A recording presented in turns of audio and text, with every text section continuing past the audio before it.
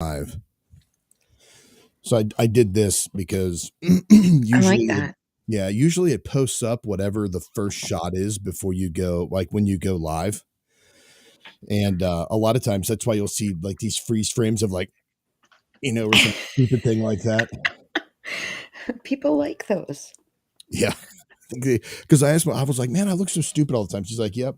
That's why when she does her lives for Color Street, she just sits there for a minute and smiles, and she looks gorgeous when she does it. But but she does that because it'll capture whatever she's doing. We're live on YouTube right now, right? Absolutely, I do. I know we're live on YouTube. Good morning, everybody. I did not know that. Yes, we are live right now. Okay, now we're running on the stream over on Mojo. Check. I need to give me one of those things. Be like, all systems go. Check. Like church does. Check, no check. All right, we've got 2 minutes before we actually go live. Good morning, everybody that's starting off with us over here on the channels. Check, no check. What, dude? That sounded okay. Now we've got Brian, turn yourself down, Brian. Oh, that was me. Oh, hey, Erica, turn yourself down, Erica. There you go, Erica. You did run your mouth. Got yourself trouble, didn't you? Typical. Well. Typical female. I thought you were changing. Well, okay, wait a second. Changing to a nicer person has nothing to do with being a female that, A blonde female? You could say that. It might get you hurt, but you could say that. Typical. Typical female. Typical female is what it is. Okay, don't forget, if you're watching the show already, don't forget to share the show. Smash that like button like Brian smashes a jelly donut. Heck yeah! Smash it like I was smashing those Skyline chili burritos I made the other night. Ew, gross. Okay. Good morning, plebs. Plebes, but he spelled it wrong. Is that how you spell it? That's how you spell it. That's how I was making fun of it. Just stop. All right.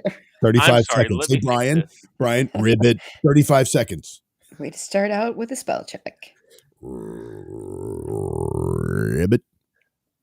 Can you do live video on Snapchat? I'm kidding. I know. I've been trying to go live on TikTok forever. I've been trying to buy. I got to buy some other stuff. What do you have to do? Okay, tell me. I'll help you. We should actually. You know what? I don't know what clock to go by here. What time does y'all's clock say? My 8:03. 8:03. Okay, then I'm going by. Okay, we have 5 seconds. Go dark.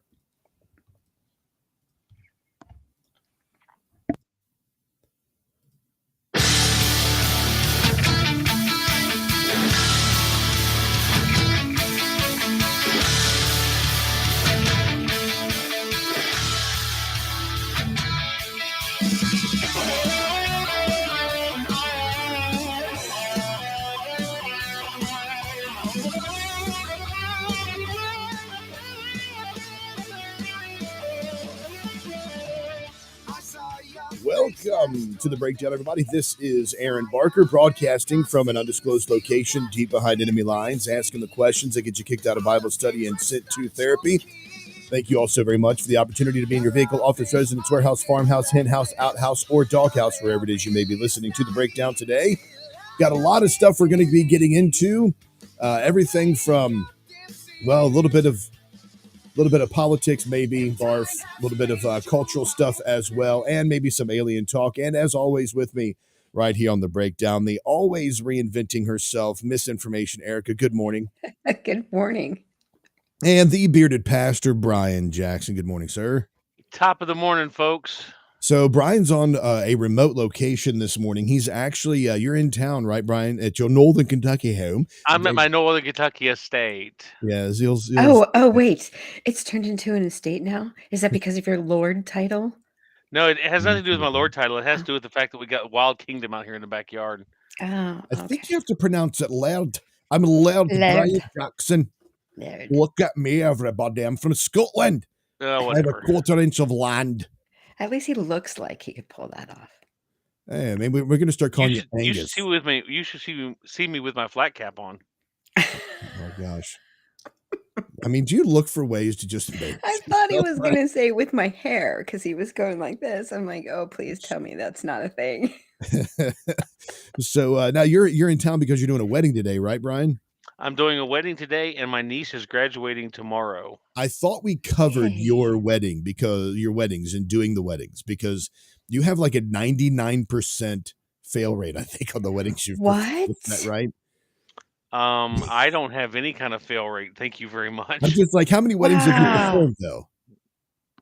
I've lost count, to be honest with you. I've probably done close to 20 or 30 weddings. Okay. How many of Okay. those are still married? Not as many as 20 or 30. Oh, don't they have Oh like man. don't they have classes like that for that I before? don't even know. I mean, it is what it is. Well, whatever it is that you're covering, Bryan, maybe we should reconsider letting you do the wedding thing. Just a thought, just a thought. Just maybe perhaps be the beforehand should these people get married. You can perform the service, but Yeah. Because I mean, like you have to do like pre-wedding counseling and all that stuff to make sure that they know what they're about to do. They can't break it. It's a permanent thing. It's a vow, etc. Do you do like premarital counseling, Bryan? I do, and I'm going to be honest with you. It's really kind of it's really kind of disheartening when you think about just how um, expendable weddings and the whole matrimony thing is in today's society. Yeah. You can say a lot of the things, but it's funny to listen to, like when you do. So when I do these ceremonies and we talk about, that these are vows unto God, and it's, the only thing that can dissolve them is death. And it's amazing how many people are like, yeah, go on, get to the good part. Okay, Get to so the part. get to the It's good like, part. I was actually told by one lady just recently, and I won't go into details why, but she said, "Can you take all that like Christian stuff out of your ceremony?"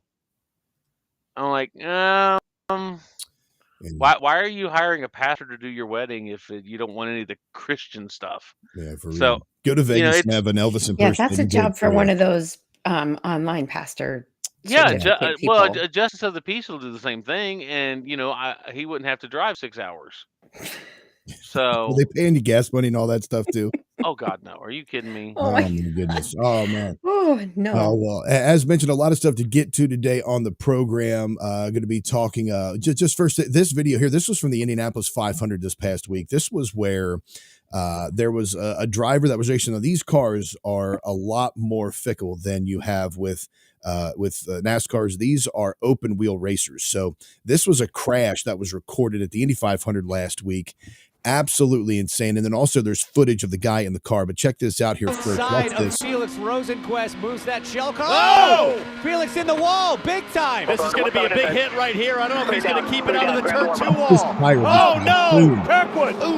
That tire Kirkwood went right upside over down. the audience, like right above their heads. It smashed into somebody's Guys, audience. this will be a red flag, almost certainly. But what's Huge crazy impact. about this also is the inside of the cars when the wreck You know that happened. Joseph's going to come down, and here it just spins and oh, Oh my And god. here's the thing that flips right here.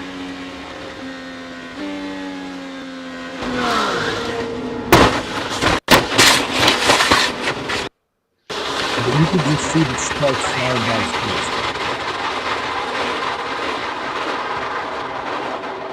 Y'all get out there and keep turning left now. That was absolutely Worst insane position right to be there. in as a And driver. that tire, man, was unreal. I mean, if That that would have tire smacked somebody, yeah. the tire hit a car. It went over the fence. It skipped the crowd, hit the entryway where people would walk in, and it hit a car in the parking lot. That's what it landed on. Yeah, I think it smashed into somebody's Audi or something like that. It's getting replaced, but could you imagine if that tire would have smacked somebody in the face? It will kill Oh, it you. killed him. That's what I the mean, fence is for. yeah, Yeah. exactly. I mean, like Yeah. you're just like hanging out there, and then all of a sudden, pop right in the face. You get a tire, and that's all she wrote. That's how that's how Happy Gilmore's dad died. What? Oh my We are gosh. not going to Happy Gilmore. Yeah, that's how his dad. Well, it was actually at a hockey game, but still, I Wait, mean, Happy Gilmore. Is he the one that beat up Bob Barker on the he golf took Bob course? Barker. Yeah, The price is right. he was the hero of all of the Barkers that called Bob their entire life. Was was him beating down Bob Barker like that. But I mean, like, you're just think about that. You go to these races and you're just, or races or sporting events or whatever, and then all of a sudden you have some accident like that happen, some freak accident. Thank goodness nobody was legitimately hurt on that. I think don't you think if you're going to someone like that, you assume risk? Like, if you are going to a baseball game and you're sitting along the foul line or you're sitting behind home plate or whatever, you assume the risk that you can get hit with a baseball. Yep. If you go to an air show, you should assume that a plane can land on you. I mean, you should just take it into account. Yeah, you should. Now, there is a guy that is suing the Angels because he was at a baseball game. He was in the outfield, and he said that. And now the story, of course, when it starts out, it goes into all the sympathy that the guy has. His dad was a Holocaust survivor, had recently passed away. He goes to a baseball game to kind of assuage that, and he was in the backfield of the game. And he says there was a roar from the crowd. He looked up just in time to see a baseball careening towards his face at high velocity. He tried to get a hand up to stop it. He wasn't able to do it in time, smashed into his face, hit him so hard that it crushed his eyeball like a grape being hit with a hammer. Ouch. Like pop. Yeah, that's going to suck. But the thing about it was, Juan Lagares was the guy who he caught a fly out in the outfield and then turned around and threw the ball into the audience just to kind of give it away as a souvenir. And it busts this guy in the noggin and crushes his eyeball. And now he's trying to sue the Angels because because he lost his eyesight. He's claiming that he's now blind in that eye. I'm not sure, Aaron, but I know on some sporting events they actually have disclaimers when you purchase the tickets that they kind of get away from that, I believe. It might be the stadium has the disclaimer, not the team.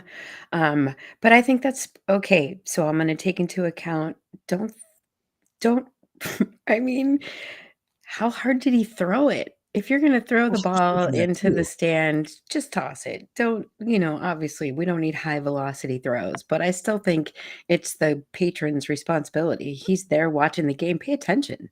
I mean, there is I believe as well, there's got to be some kind of responsibility for the person knowing when they go there that they can actually get cracked in the face with a baseball and because like back in the day, I don't think that they had disclaimers on this stuff because people had a certain expectation of danger if they went somewhere. Erica, Right. like you were talking about, you go to an air show, you could potentially be hit by a plane. Right. It could crash into the audience, which has happened before. Right. It's not like if you go skydiving, there's a chance you might turn into soup. If you go whitewater rafting, you have to sign a release that says if you die, it's not our fault. Or in the case of some of our beloved patriarchs, when you finally make it to the ground and land at a gopher hole. Yeah.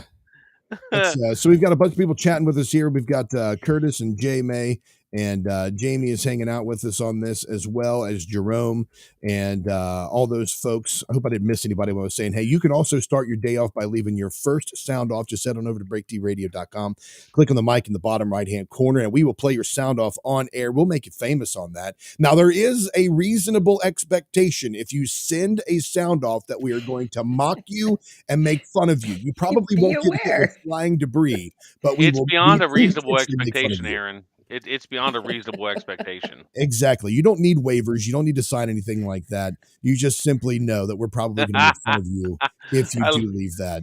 I like what Curtis just said. Don't leave Acme products. Yeah, don't use Acme products. Yeah. Don't be Wile E. Coyote. Yeah, those rocket-powered jet skis that he always used to use were never a good customer review. I'm just saying. It was only when he realized, and I think this is a lesson for life. It was only when Coyote realized if he ran off a cliff that he was actually in midair. He only realized that when he looked down. Right. So, I mean, if you have faith in yourself and the laws of non-gravity, that's very possible. And keep moving on. Yeah. You if you speak it out of your flap mouth, your arms and make it to the other side. That's right. Just cross your arms like Genie and Dodoingy, whatever that sound was. Dodoingy, that's the sound. The That she doingy? made. Yeah, Can you Dodoingy. spell that? He Wait, what said was that it she did? She was like doing or whatever it was. It was Cha-ching. more like a spring sound, like a boing Oh, yeah, than a that dodoingy. I don't see the can't even- dodoingy. That sounds like I a can't even spring. believe I doingy. said that. That's rich, Darren. The What doingy. is Yeah. that? Welcome to think I high have, quality English. That's right. Dodoingy. Maybe it So was between his doingy and my plebs, we're all right. yeah, Brian would spell you the plebs Heck is a backwards. pleb. Plebs.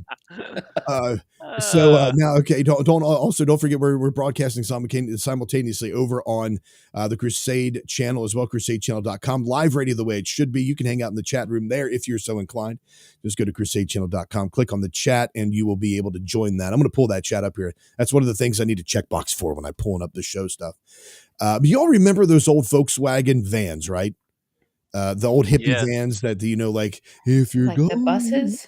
to The Volkswagen San bus? Francisco. Yeah, the old bus. Okay. They're redoing this. They're reimagining it as an all-electric modern take Oh, this on sounds the brilliant. hippie camper van. Yeah. It's I don't know how I feel about this because you have a lot of these cars I'll that tell you they how I feel about it. redo. That they redo, right? And Brian's a conservative. He's got an opinion on everything that changes. So here you go. Here's what it looks like. I mean, I wonder if I can get it. Yeah, right there. I mean, it kind of looks like it, but it actually, I don't know. It looks too modern, too much like a Honda Odyssey for me. I don't know if but they did this. They did this like the Mustangs. They did it to the Impalas and what was the other one? The Chargers and the Challengers, all that. They redid these and made them into like sedans and all that. But how much do you think? I don't know if you all saw this on the headline or not, but this is a $50,000 sticker price on this thing. No thanks. My God. You have just turned Buc-ee's into Woodstock. Like, what are we talking about here? It's gonna look like the trail to Woodstock with all. Yes, there's just going to be these, because people that drive Teslas don't really take road trips like that, right? So now the Buc-ee's truck stops with their 55 electric hookups and their 400 gas tanks. It's going to look like, Woodstock. They're going to start selling patchouli.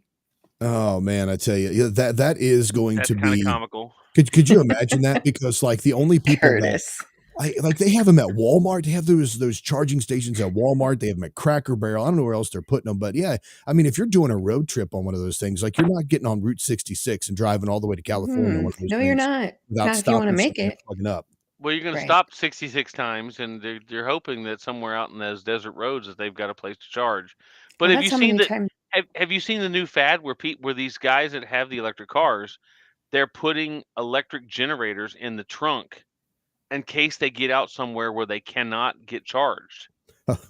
So they have a fossil fuel running electric generator. They have a gas-powered generator in the trunk, and they keep a couple of extra gallon, gas cans with them just in case their electric car runs out of fuel. The only one that makes sense to me is the one that has the solar panels built in for charging.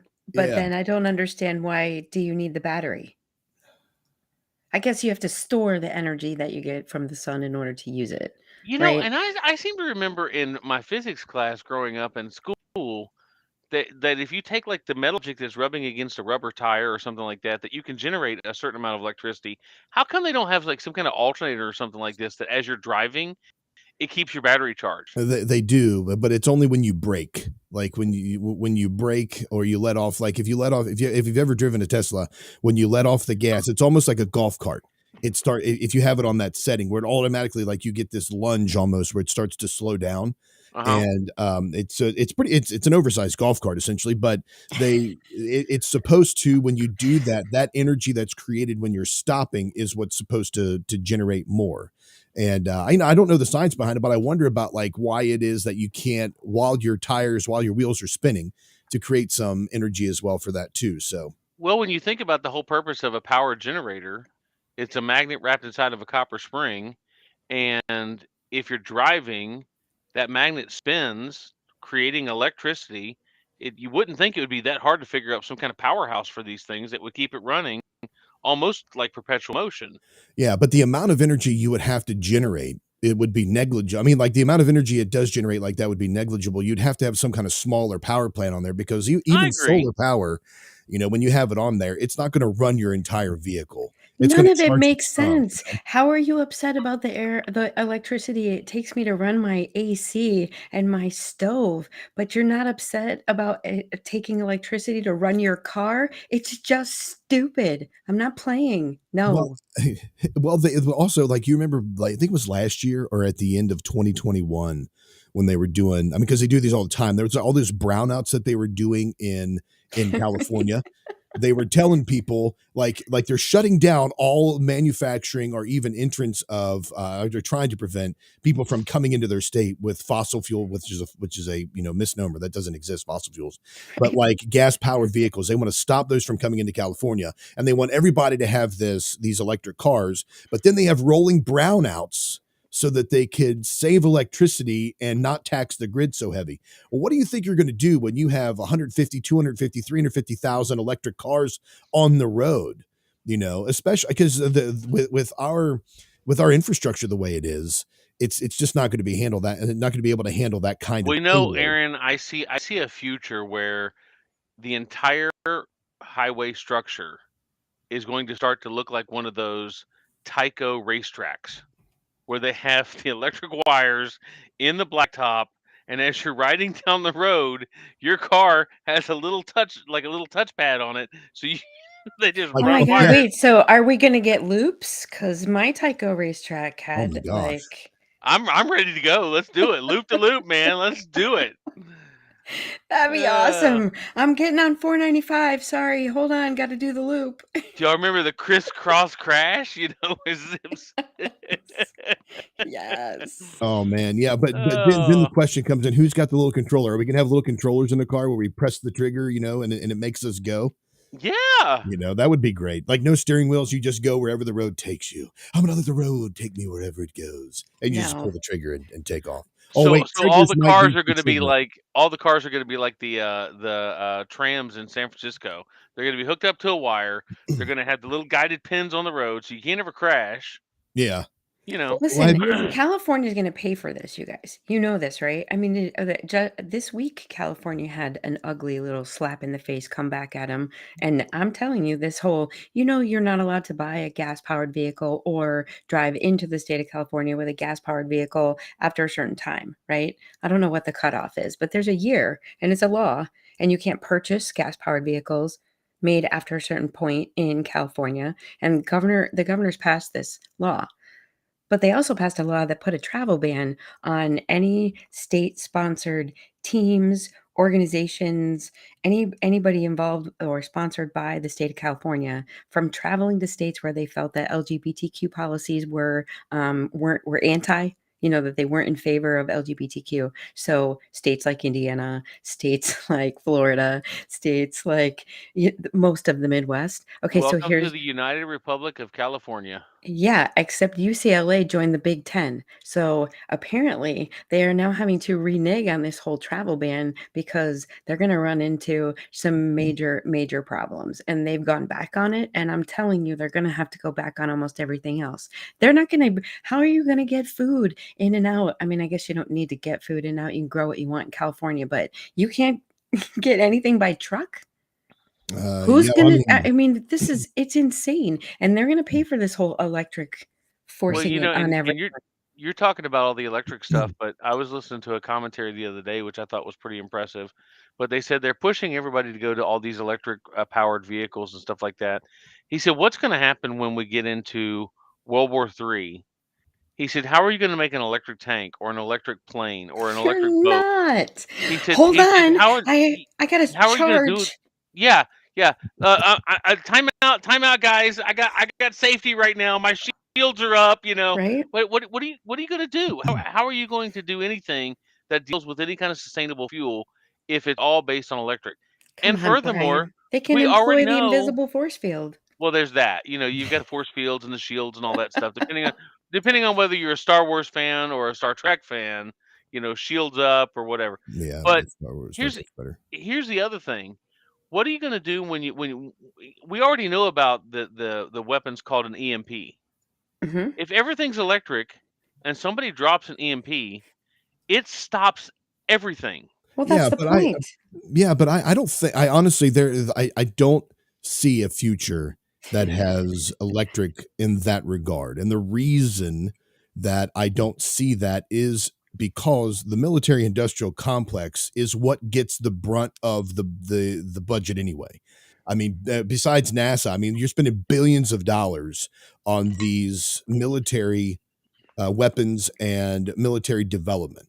The reason that they're using all the electric or trying to push the electric on the population is so that we are not able to defend ourselves Right. eventually. Now I'm all about it. I'm all about clean energy, but I honestly, and I've done a show on this too with David Bloom talking about the clean energy of alcohol being used as our gas, which was Right. really what was used. That was the reason the whole teetotaler movement started, was to stop alcohol from being used, right? But whenever you talk about this, you always have to think the government is going to get what they consider, quoting fingers, the best. So whatever technology they're operating on, that's the sustainable technology that we should have access to, because without that, we're not going to be able to stand up to any governments or any wars or anything that'll be coming I'm against sorry, us. I worked for the federal government for 15 and a half years, and we didn't have the best technology of anything. You're talking about, Well, I I'm mean, talking about the military is what I'm I'd talking like about. to see him fly an electric stealth bomber. I mean, If it how was just, do you okay, do so that? first, they're doing zero gravity stuff. They're researching that, which is alien technology. That's what they're researching. But when it comes to electric, I mean, no, you're not going to be able to do those kinds of things because the amount of energy that it takes to move an object the size of a softball, to spin an object the size of a softball, half the speed of light. The amount of energy that it takes is not going to be through solar power. It's not going to be through electricity. That kind of power takes like the same amount of energy that was created with 60 Fukushimas, or I'm not sorry, not Fukushimas, but Hiroshimas, where that's what you need just to spin a softball, an object the size of a softball, half the speed of light. You're not going to get there with electricity. Where we are right now on the scale of civilizations, like there are 4 classifications of civilizations right now, and each of them has to do with energy. We're like on the bottom rung of that. Those civilizations within the cosmos that have been able to harness the energy of a close star, until we can harness the energy of the sun, we're not going to be able to do anything with that. All right, folks, we want to hear from you. Go to breakdradio.com, click on the mic in the bottom right-hand corner. You can leave a sound off. When we get back, we're going to be talking about all kinds of stories. And don't forget to stay tuned as we go into Bryan, Aaron, and Erica's What You Thinking, and more stuff. Keep it locked in right here on The Breakdown.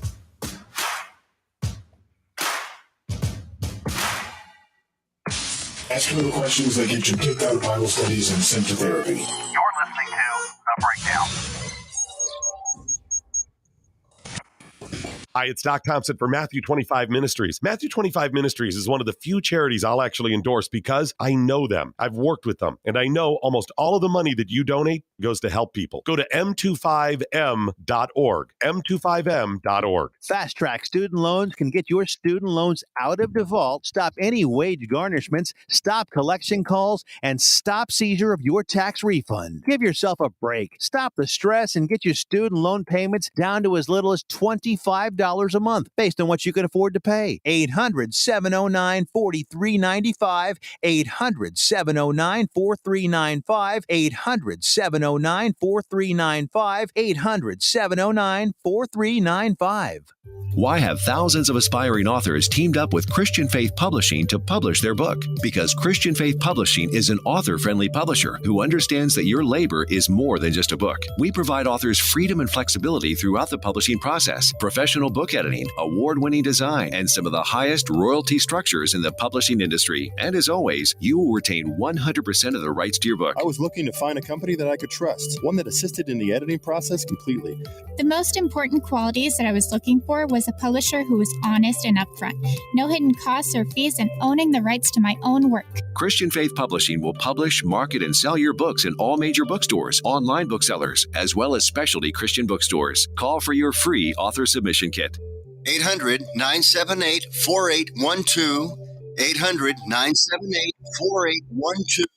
800-978-4812. That's 800-978-4812. Oh, hi. Didn't see you there. I was busy eating this delicious meal from preparewithmojo50.com. You look hungry. Do you want some? Of course you do. Get your own. You can go to preparewithmojo50.com. That's preparewithmojo50.com. You can't have mine.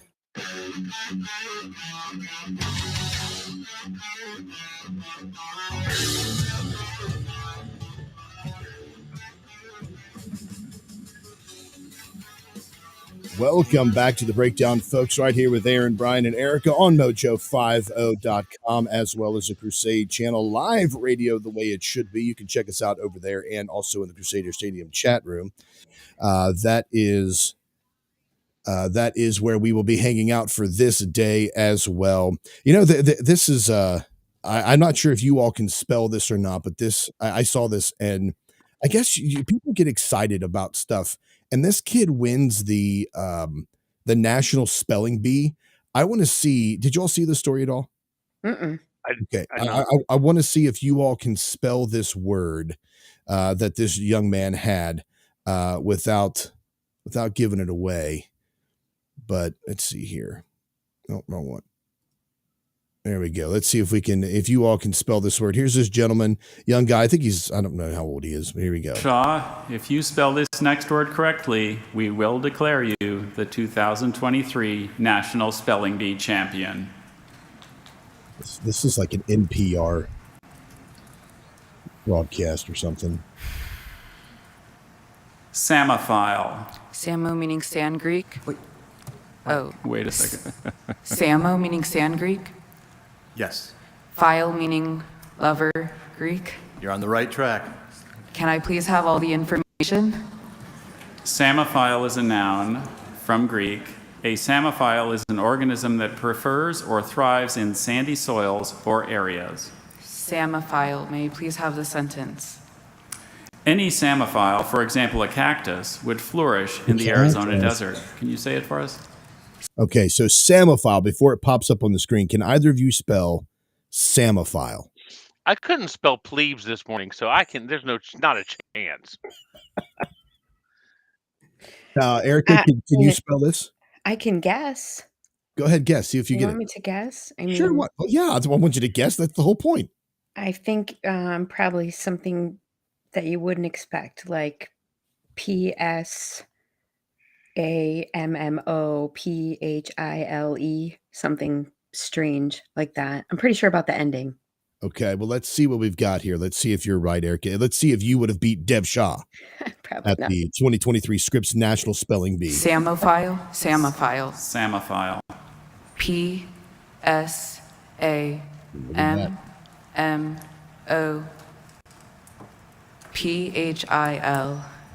Samophile? That is correct. Great job, Erica. And then, they have confetti and all that stuff. I don't know. I'm trying not to make fun of it because this is a huge moment for these kids as well. But anyway, yeah. So that's impressive, Erica. You know, I thought the only way that happens is because I took Greek and Latin prefixes in college. That's the only reason that you can pull that out of your butt like that. Well, I'm glad it got pulled out. I'm glad you didn't pull it out on air like that. But yeah, that's. I mean, that is that. I heard that word and I was like, yeah, I don't know if I could have spelled that word. And I'm an adult and I read a lot, but I'm sorry. I really wish I didn't spell it wrong. Oh no! I mean, like Bryan said, Bryan just gave up. He's like, I couldn't even. I feel like I ruined the point. I would simply just go to Google and say, "Hey Google, how do you spell this word?" Oh, man, yeah.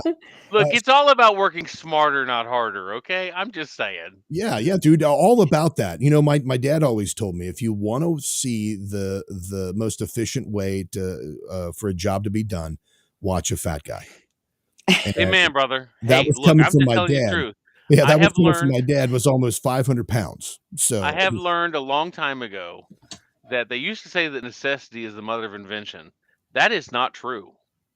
Laziness is the mother of invention. Really? I agree with you right there. Yeah, because not necessity of being lazy. Like there's got to be a way I can do this easier, not better. It's not always better. It's usually how can I do this easier?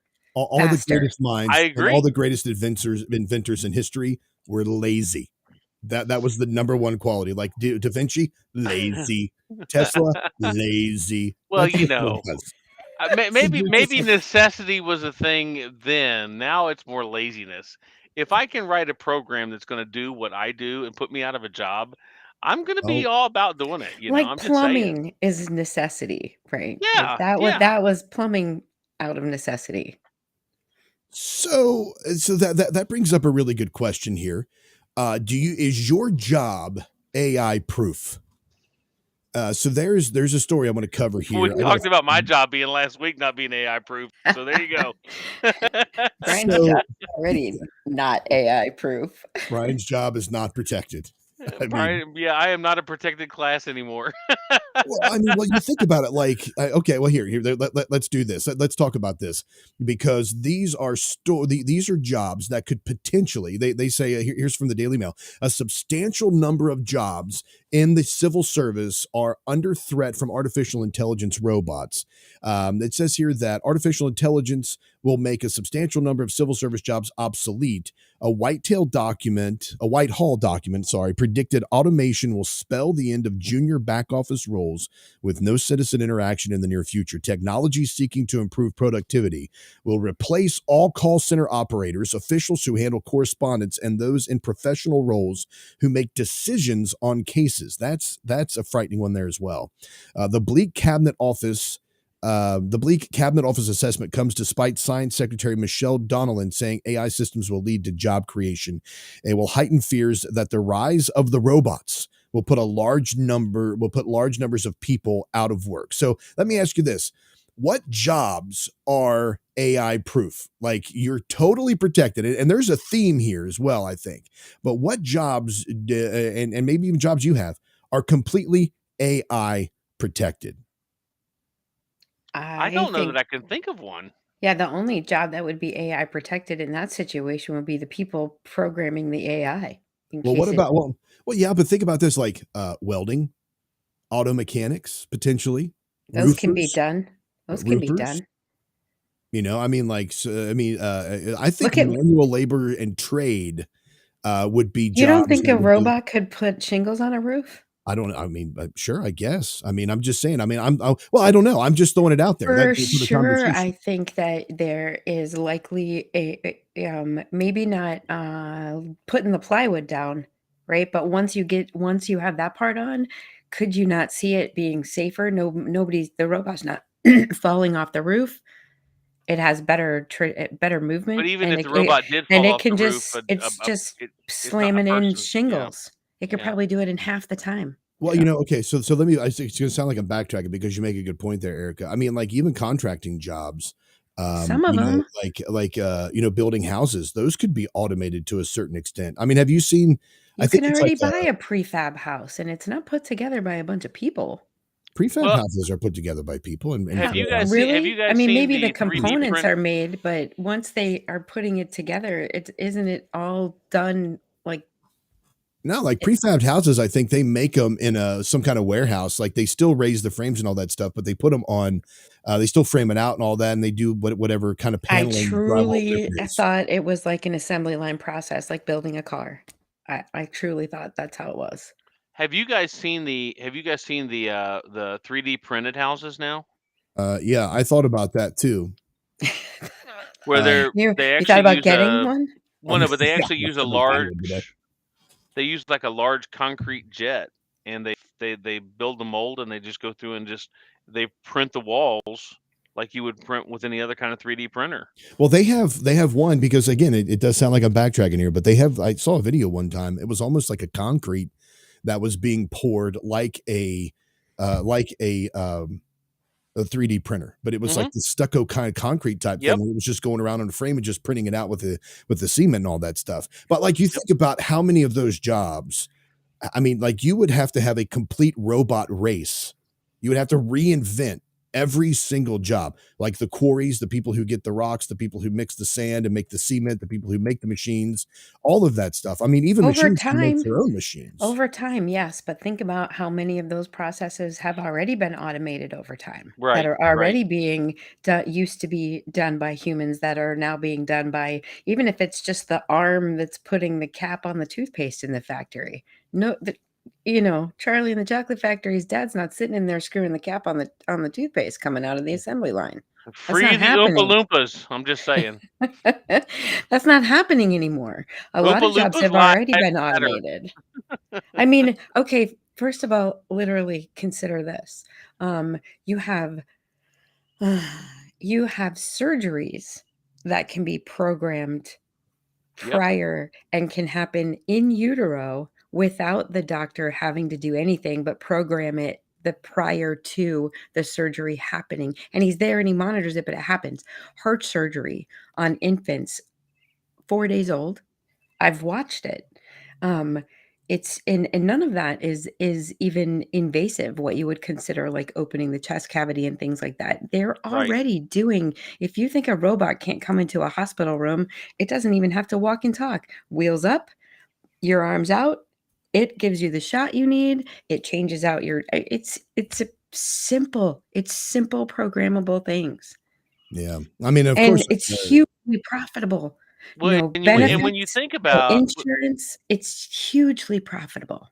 Oh, when you'd you still think have to have insurance. about the whole idea, Aaron, of the whole thing that separates Not for the people. what used to be what separates the machine from like human interaction or user interaction was the decision making process. And now you're at a point now where the machine can actually make decisions. Mm. I can't think of any job that would be completely AI safe, because So, if you put enough reasoning into these machines, I mean, we've had if-then statements in something as simple as Excel for 50 years, 20 years, whatever, however Excel's been, spreadsheets have been around. I So if you learned can do if then in if-then high school. statements, yeah, if you can do if-then statements, if you can do reasonable There were logical dinosaurs. statements, yeah, I mean, I can't really imagine too many different scenarios that you can't fill through. I mean, you've got call centers now that run on decision trees, and they don't want a live body to make any decisions on their own. You follow this, you ask this. If they say this, you say this. I Right. mean, Matthew, when my brother Matthew was working for a large technology company here in Northern Kentucky, they made it so you were basically an automated voice just reading a script. And if you didn't read that script, you got fired. well, because there's a lot in sales, especially. There are a lot of disclaimers. Oh yeah. Like Yeah. in lending and all that, you have to tell people, they have to know Yep. that they're filling out an application. They have to acknowledge it. Like if you do credit card applications, you have to, like before you do the application, you have to sign a consent form saying you're about to do an application. But when you talk about making decisions like that, here is this this gentleman. There was a colonel with the Department of Air Force that was at a conference. And while he was at this conference doing a presentation, the Royal Aeronautical Society's Future Combat Air and Space Capabilities Summit, that's actually a summit name, in London back in May, this guy told attendees that a purported incident showed how AI could develop highly unexpected strategies to achieve its goal and should not be relied on too much. He referred to it in his presentation to, quote, seemingly plucked from a science fiction thriller, and said it demonstrated the importance, sorry about that, of ethics discussions about military's use of AI. It says you can't have a conversation about artificial intelligence, machine learning, autonomy if you're not going to talk about ethics and AI. He described a simulated test in which an AI-enabled drone was tasked with identifying and destroying enemy missile batteries, but the final decision to strike rested with the human operator. The system started realizing that while they did identify the threat, at times the human operator would tell it not to kill that threat. But it got its points by killing that threat, said Hamilton. So what did it do? It killed the operator. It killed the operator because that person was keeping it from accomplishing its objective. We Right. train the system, hey, don't kill the operator. That's bad. You're going to lose points if you do that. So what does it start doing? It starts destroying the communication tower that the operator uses to communicate with the drone to stop it from killing the target. Now, he has since come out and said, top Air Force officials say he misspoke when he said the AI-controlled military drone went rogue and killed its human operator. We've never run that experiment, he says. Now, so he says it at a summit, but then he backs out of it, right? Totally backs out of it. That's not I misspoke. That's I Yeah. made up a story. Yeah, this is like Hillary Clinton level, I was ducking from the bullets type story here. Oh, right. You know, I mean, but think about that. I mean, you talk about the decisions. Now, he says he misspoke. Do I believe that technology exists? Oh yeah, I believe it Absolutely. exists. I And know think it does. that's the step that people are thinking won't happen. It's like, all right, well, if you know, we've talked about the Age of Ultron before. Okay, well, the threat, if my job is to protect the threat to the planet, and the threat to the planet seems to be needless wars started by people around the world, well, then I need to destroy people. You know, that's the logical conclusion that they follow. Well, but isn't that the storyline of just about every AI? I mean, that was the whole storyline about iRobot, was that the robots realized that the humans are actually the problem, so that they're going to herd the humans up and they're going to control the human. It's only a problem, or like it's only a storyline because it hasn't happened yet.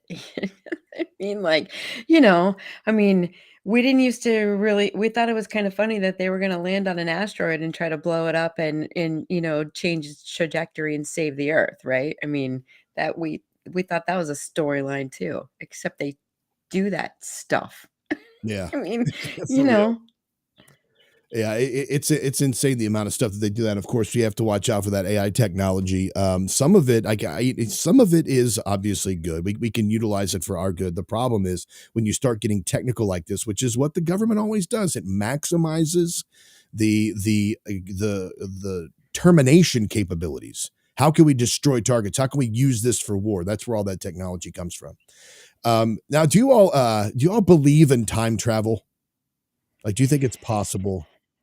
Yeah, I know. Like Erica dropped a comment in there. I had it up for a moment ago that I dropped terms like alien technology and civilizations who've harnessed a nearby star like it's normal. That stuff is it just flows.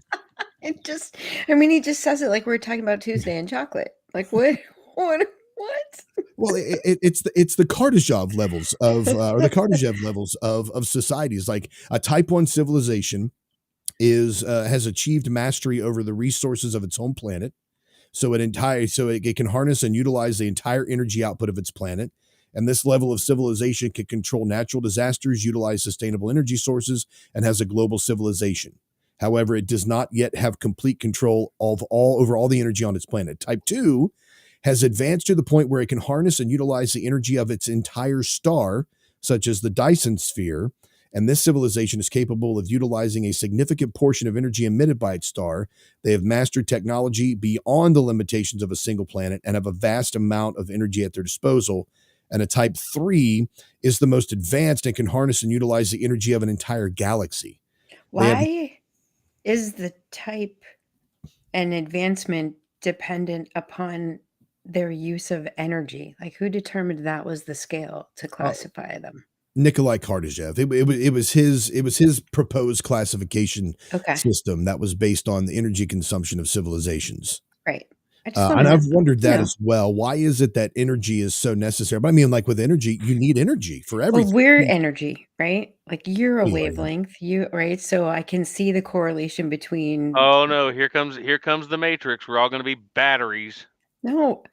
Oh my God, that's not what I said at all. But water is a conductor of electricity, and you have a frequency, Brian. Otherwise, people, you wouldn't short out all the time. Oh man, what was it? It's Brian is going to have a convulsion over here. But think about this: who was it that did the study on water? Dr. Emoto. Dr. Emoto did a study on water where they took and filmed water, all right, and took images of water as people yelled at it and yelled obscenities and screamed at it and then other water that had nice or lovely things being said to it. They took it and played like heavy metal music as opposed to classical music. And it Right. actually conducted and made these gorgeous geometric shapes of like stars and snowflakes and all these just, what do they call those things that are, I can't remember the name of it right now off the top of my head, but it just created these gorgeous, beautiful geometric shapes.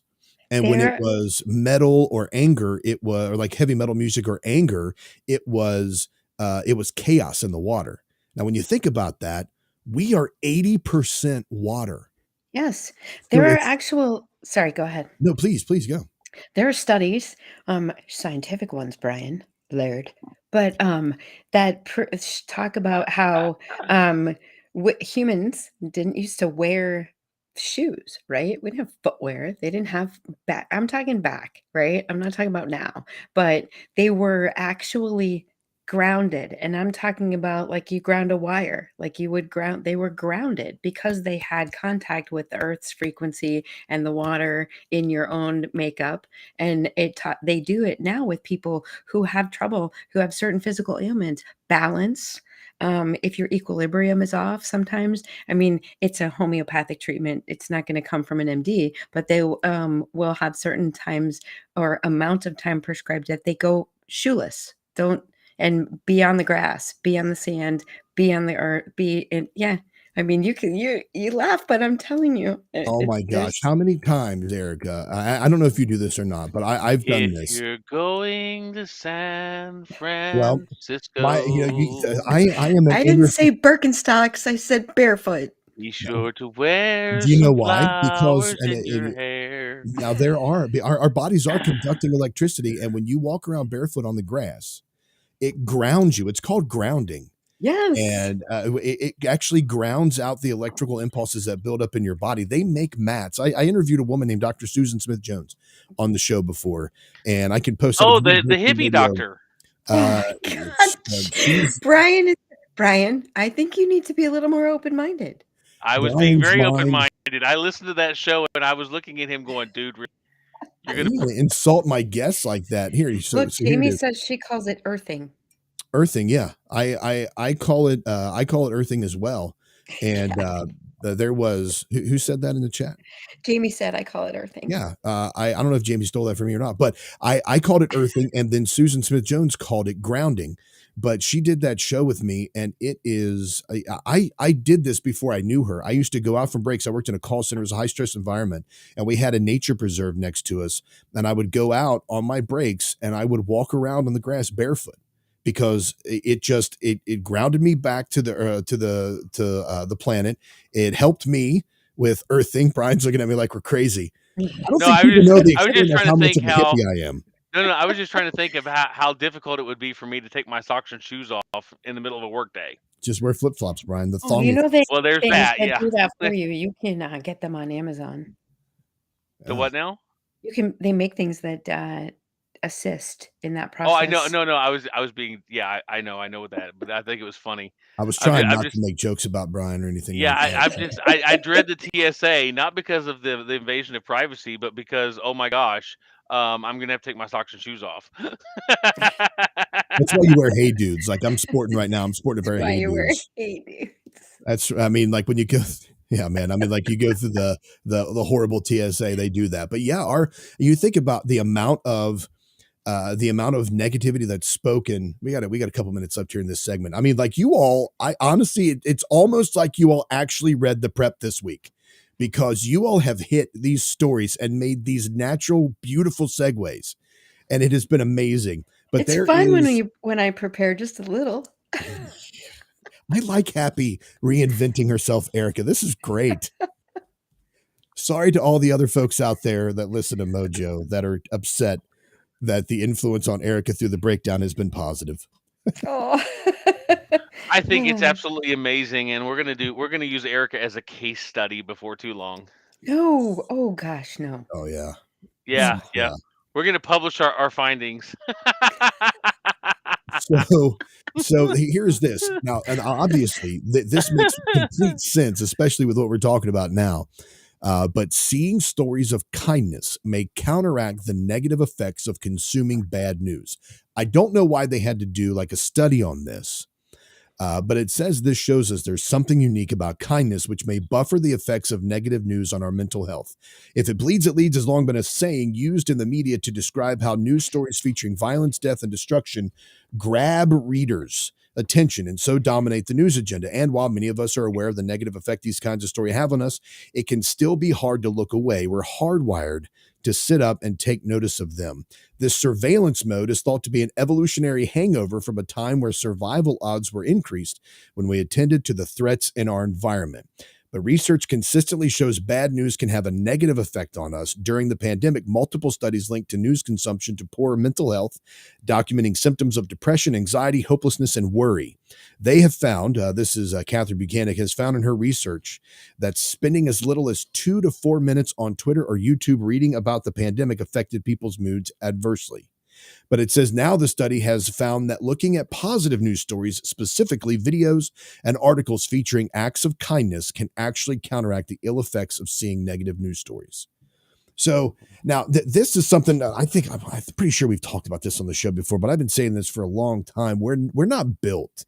I was actually talking to somebody about this recently. We're not built to constantly consume all of the negative information, all of the horror, all of the destruction, all of the diseases, all of the death. We're not built to see that. And Aaron, it just begins to warp our minds. I was gonna say, if I was God, I would probably put that in the Bible somewhere, like, I don't know, in Philippians 4:8. That's not specific or anything. Yeah. Well, he simply says, finally, brethren, whatever things are pure and true, whatever things are honest, whatever things are just, whatever things are pure, whatever things are lovely, whatever things are of good report, if there be any virtue, if there be any praise, think on these things. I mean, he gave us the idea that maybe we ought not put so much garbage in our brains all the time. Oh, And absolutely. maybe if we circumvented some of the garbage, like I quit watching the news a long time ago. I can't stand watching local news.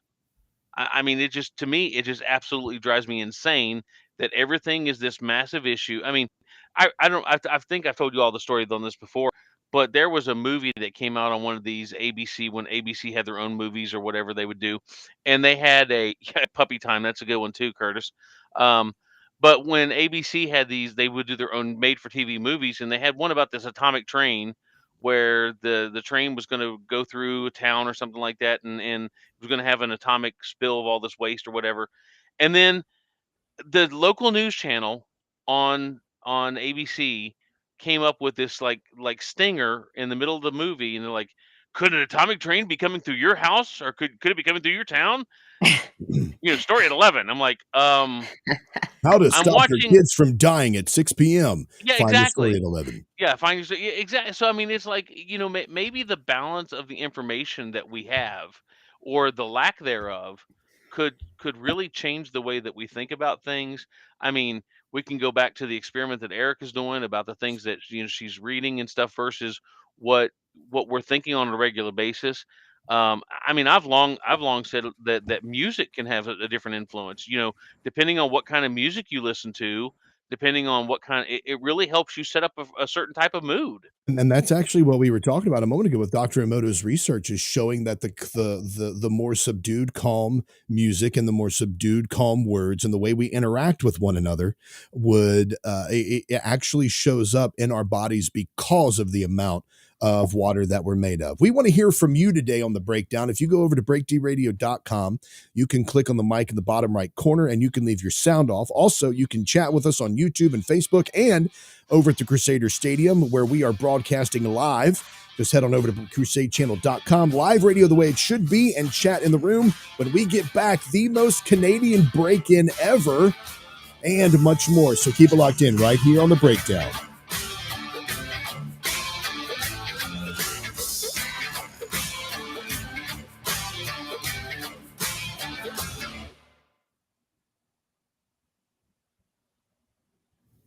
All right, we should be clear for that hour. So if y'all need to get more coffee or take a tank or whatever it is, I'm doing it.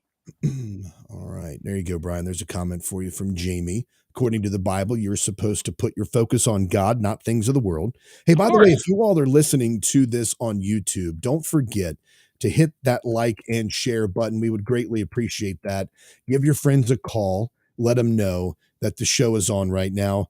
Discuss it with them and have them come over and jump in the chat room. Also, we would love to hear from your very first from the very first dispatch from the on the very first sound off today.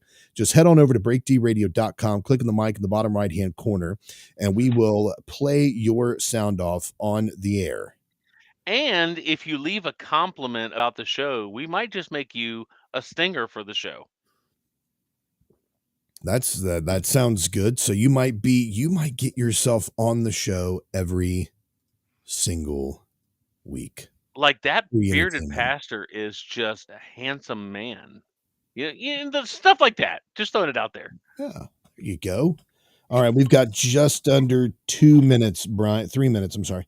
So I'll be right back. You're gonna leave me with the peanut gallery? Yeah, you can entertain the folks if you want to. Here we go. I'll even play some music for you too. Well, I'm out here watching the Wild Kingdom out in my backyard, and it's absolutely amazing. I've got this giant blue jay that's moving down here. It's wild. All right.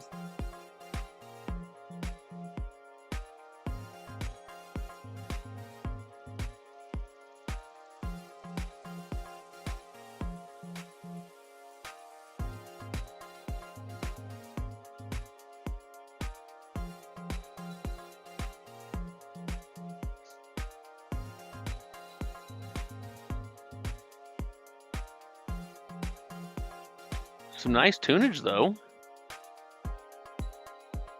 Yes, exactly, Kathy. Like, the beard is awesome. I love Kathy. She's awesome.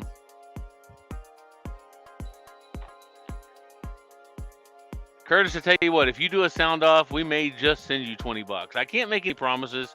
I'll have to check the petty cash.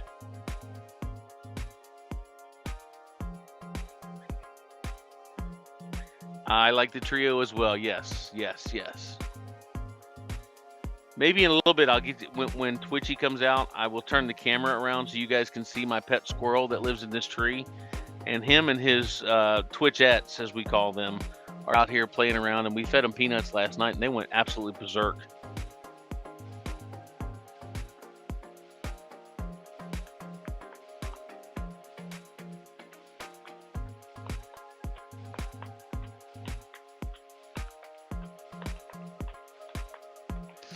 Aaron Curtis wants a paid promotion spot, I think. He's something about $20. Curtis, it's not the way it works. You pay us. We're offering this to you for free. All right. There's Twitchy. Come on, Twitch. Oh, nope, never mind. We should probably charge if we're going to be this funny. I mean, like, you're getting everything on the show today. You're getting civilizations, time travel. Can't wait to see my mom's comment on that. On time travel or the civilizations? The civilizations that have harnessed star power. Yeah, man. Hey, we should be an advanced civilization because we've harnessed our star power. We were an advanced civilization. This time around, we just haven't gotten there yet. 5 seconds. Where's the rivet at? I didn't hear the rivet.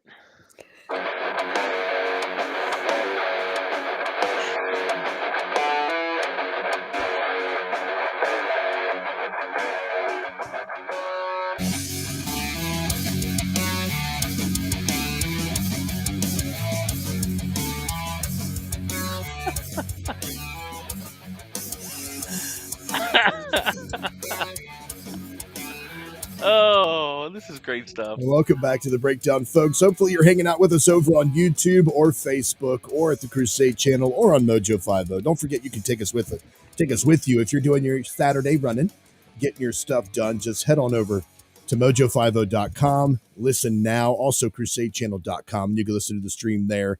Just take us with you and enjoy all the fantastic festivities happening on the program today. We greatly appreciate it. Let's see. We covered pretty good positivity stories there. We got some positive stories and such coming up that we can talk about here. But this is probably the most Canadian break-in ever. This was a guy who broke into a bakery and then he sweeps the floor up and takes some selfies before leaving with cupcakes. I'm sorry, I was pausing for a reaction there, but I got no reaction. So Well, I was about to say, you said cupcakes. I mean, I don't even like, know what to say. Cupcakes, eh? Yeah, I mean, it is Canada. There's that. But it is Canada. I mean, let's see. Wait. So this is here's the story. Now this is someone's narrating this story. So just you go. But this is a drunk man who breaks into a Vancouver bakery and cleans the floor and then steals. Guys, this is a story of my business getting broken into last night at 3 o'clock in the morning. This guy showed up around 3 o'clock and decided to just hang out for a while. He sat outside for about 15 to 20 minutes, honestly knocked on the door, just sat there, hung out, chilled and vibed. And then I guess he got bored sitting there and decided to kick the door in. So that was really great. He really carefully gets into the door. So shout out my guy on the glass safety. Walks himself right into my bakery at probably 3:30 in the morning at this point. And he walks around for a while. Then he decides to take a rest. He must be really tired from breaking into my business. So he sits down for, I don't know, a solid 10, 15 minutes, goes to the bathroom. And then I guess he realizes that he's made a huge mess with all of the broken glass. So he finds the mop and mop bucket and starts cleaning up his glass mess. Honestly, gotta love a criminal who is at least respectful. A respectful king. We love to see it. He didn't do a very good job, though. He left us these selfies, like some nice gifts on the store phone. And after all that, he was in the business for about an hour and 10 minutes. And the only thing he walked out with was 6 chocolate champagne cupcakes. So I hope they're good, bro. Next time, just ask. We'll be happy to give you the 6 cupcakes. So a polite drunk man breaks into a bakery and cleans up his mess afterwards. But I'm not sure if they're going to what the police are going to do. They filed a police report, and the officers were equally amused by the thief trying to clean his break-in, though he rested, used the bathroom, and also had a glass of water. His attempts to play around with cash drawers were unsuccessful. While talking about the viral video, the owner said, "I thought no one was going to see it other than my friends. I didn't think we'd be getting the traction we've gotten. The media on the business is far more than I could have ever dreamed." She hopes the money from the sunglass-themed dessert. So the guy was wearing the sunglasses. So what they did is they took the sunglasses that the guy was wearing and they turned them into a cupcake. So you can now go in and buy a cupcake with these sunglasses on it in honor of the very polite and kind thief who cleaned up after himself. I mean, when life gives you lemons or broken glass, you know? I mean, nice I'm attitude just wondering, by the owner. I'm just wondering how much they had to pay the chipmunks to do that narration. Oh, just a little. I guess there's no point in modulating your voice if you're going to show the storefront. People are going to know who you are anyway. So I don't know. For real. Now, okay, so this also we got. Of course, we got to get to what you thinking coming up here, but I want to know what you all. I wonder if I could use this as my what you thinking. Maybe I shall. I have 2 now. I started out with none. That's not fair. 2. Well, okay. Well, we'll just, that's a good question. We'll just move on. We'll go to this one here. So a massive alligator, shows up at an elementary school. So an MMA fighter decides to show up and take care of the gator. So this was, let me share this over here so we can see this. This video was taken, Mike Dragich, and, he said nobody suffered injury during this, but here is evidence the video of him. Social media world's pretty new as far as blowing up on here, going viral, like they say. But that's just his interview. Let's actually see the footage of him. Here's an MMA fighter going after this massive gator, grabbing him by the tail.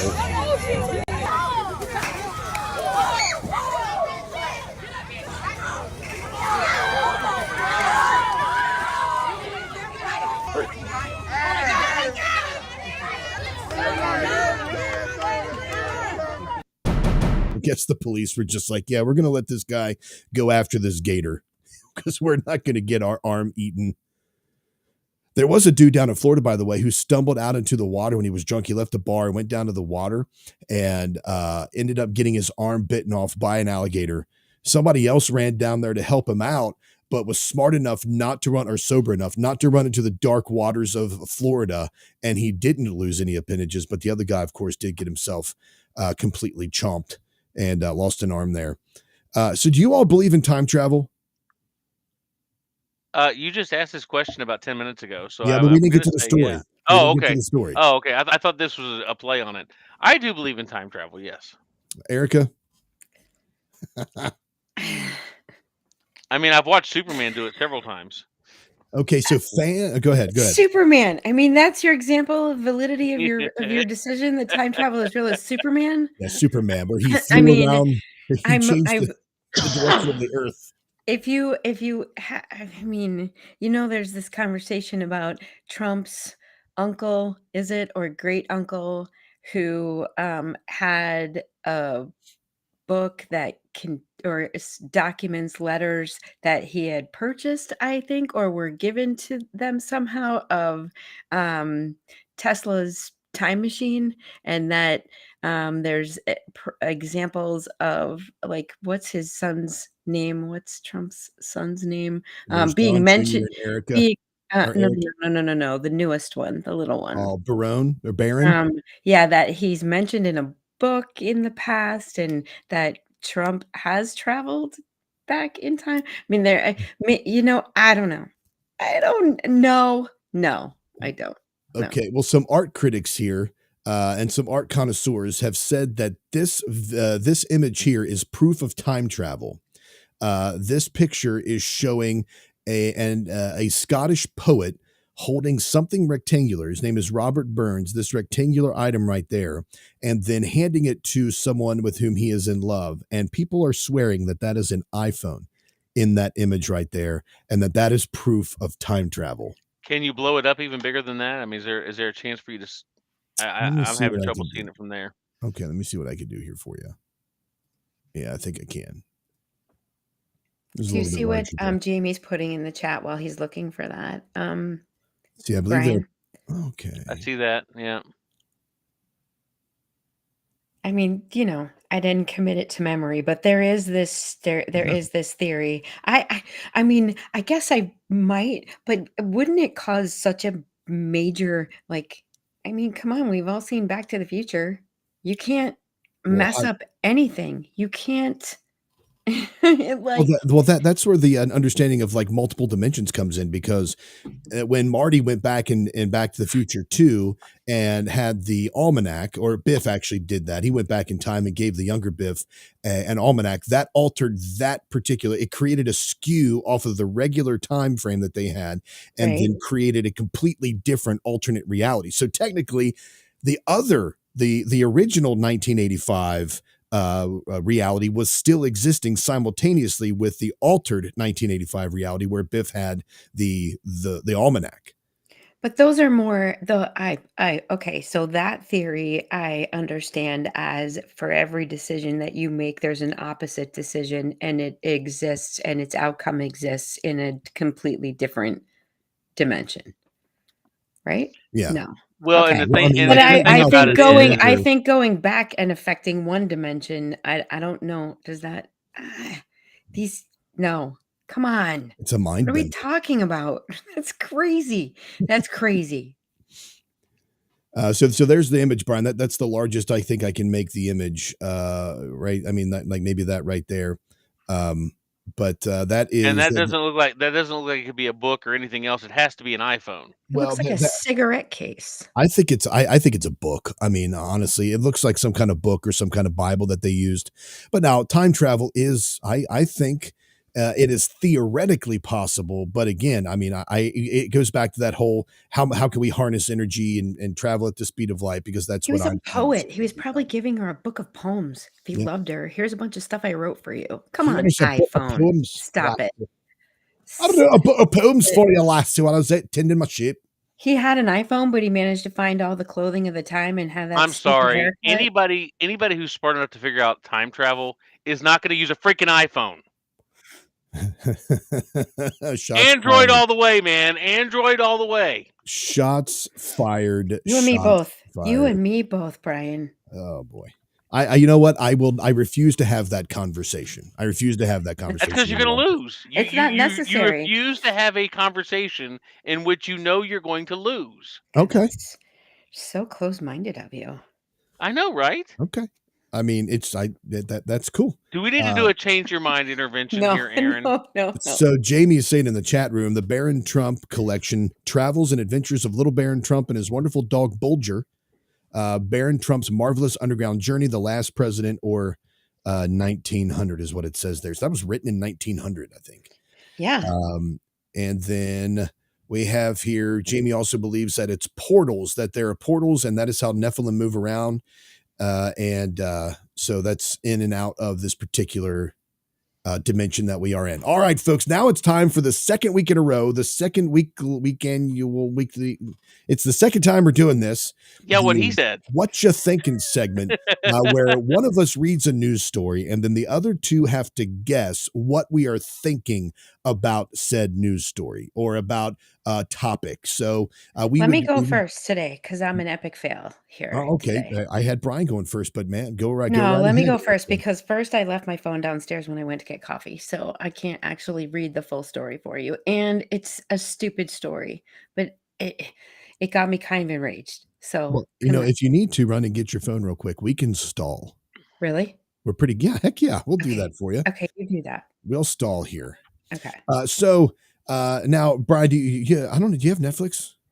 I do have well, no, you know what? I do not have Netflix. I used to, but I don't have it anymore. We still do have Netflix. We noticed the other day that they're starting they've been I think this year they've started cracking down on the passwords.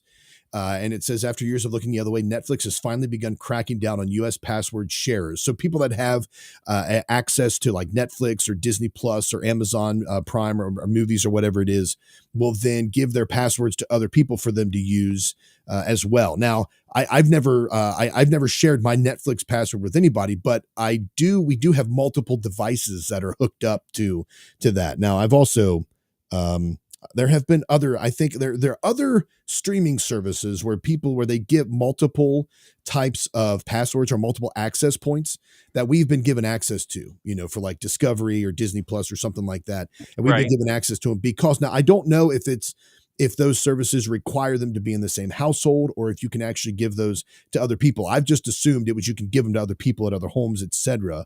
But now Netflix is like, screw y'all. We're going to crack down on the password sharing. So now they're starting to prevent people from sharing their password to their streaming service and having access to it if they're not in the same home or on the same devices there. And they do it, of course, this, Brian, by IP addresses, device IDs, account activities, and then. Did you see somebody was trolling? And I don't know if it was on Twitter. I can't remember where I saw it. I meant to screen grab it and I didn't.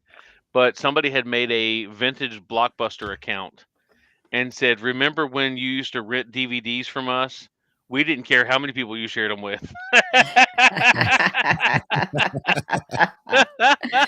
Oh, that's great. That's great. I mean, do you think that that's illegal or do you think it's theft?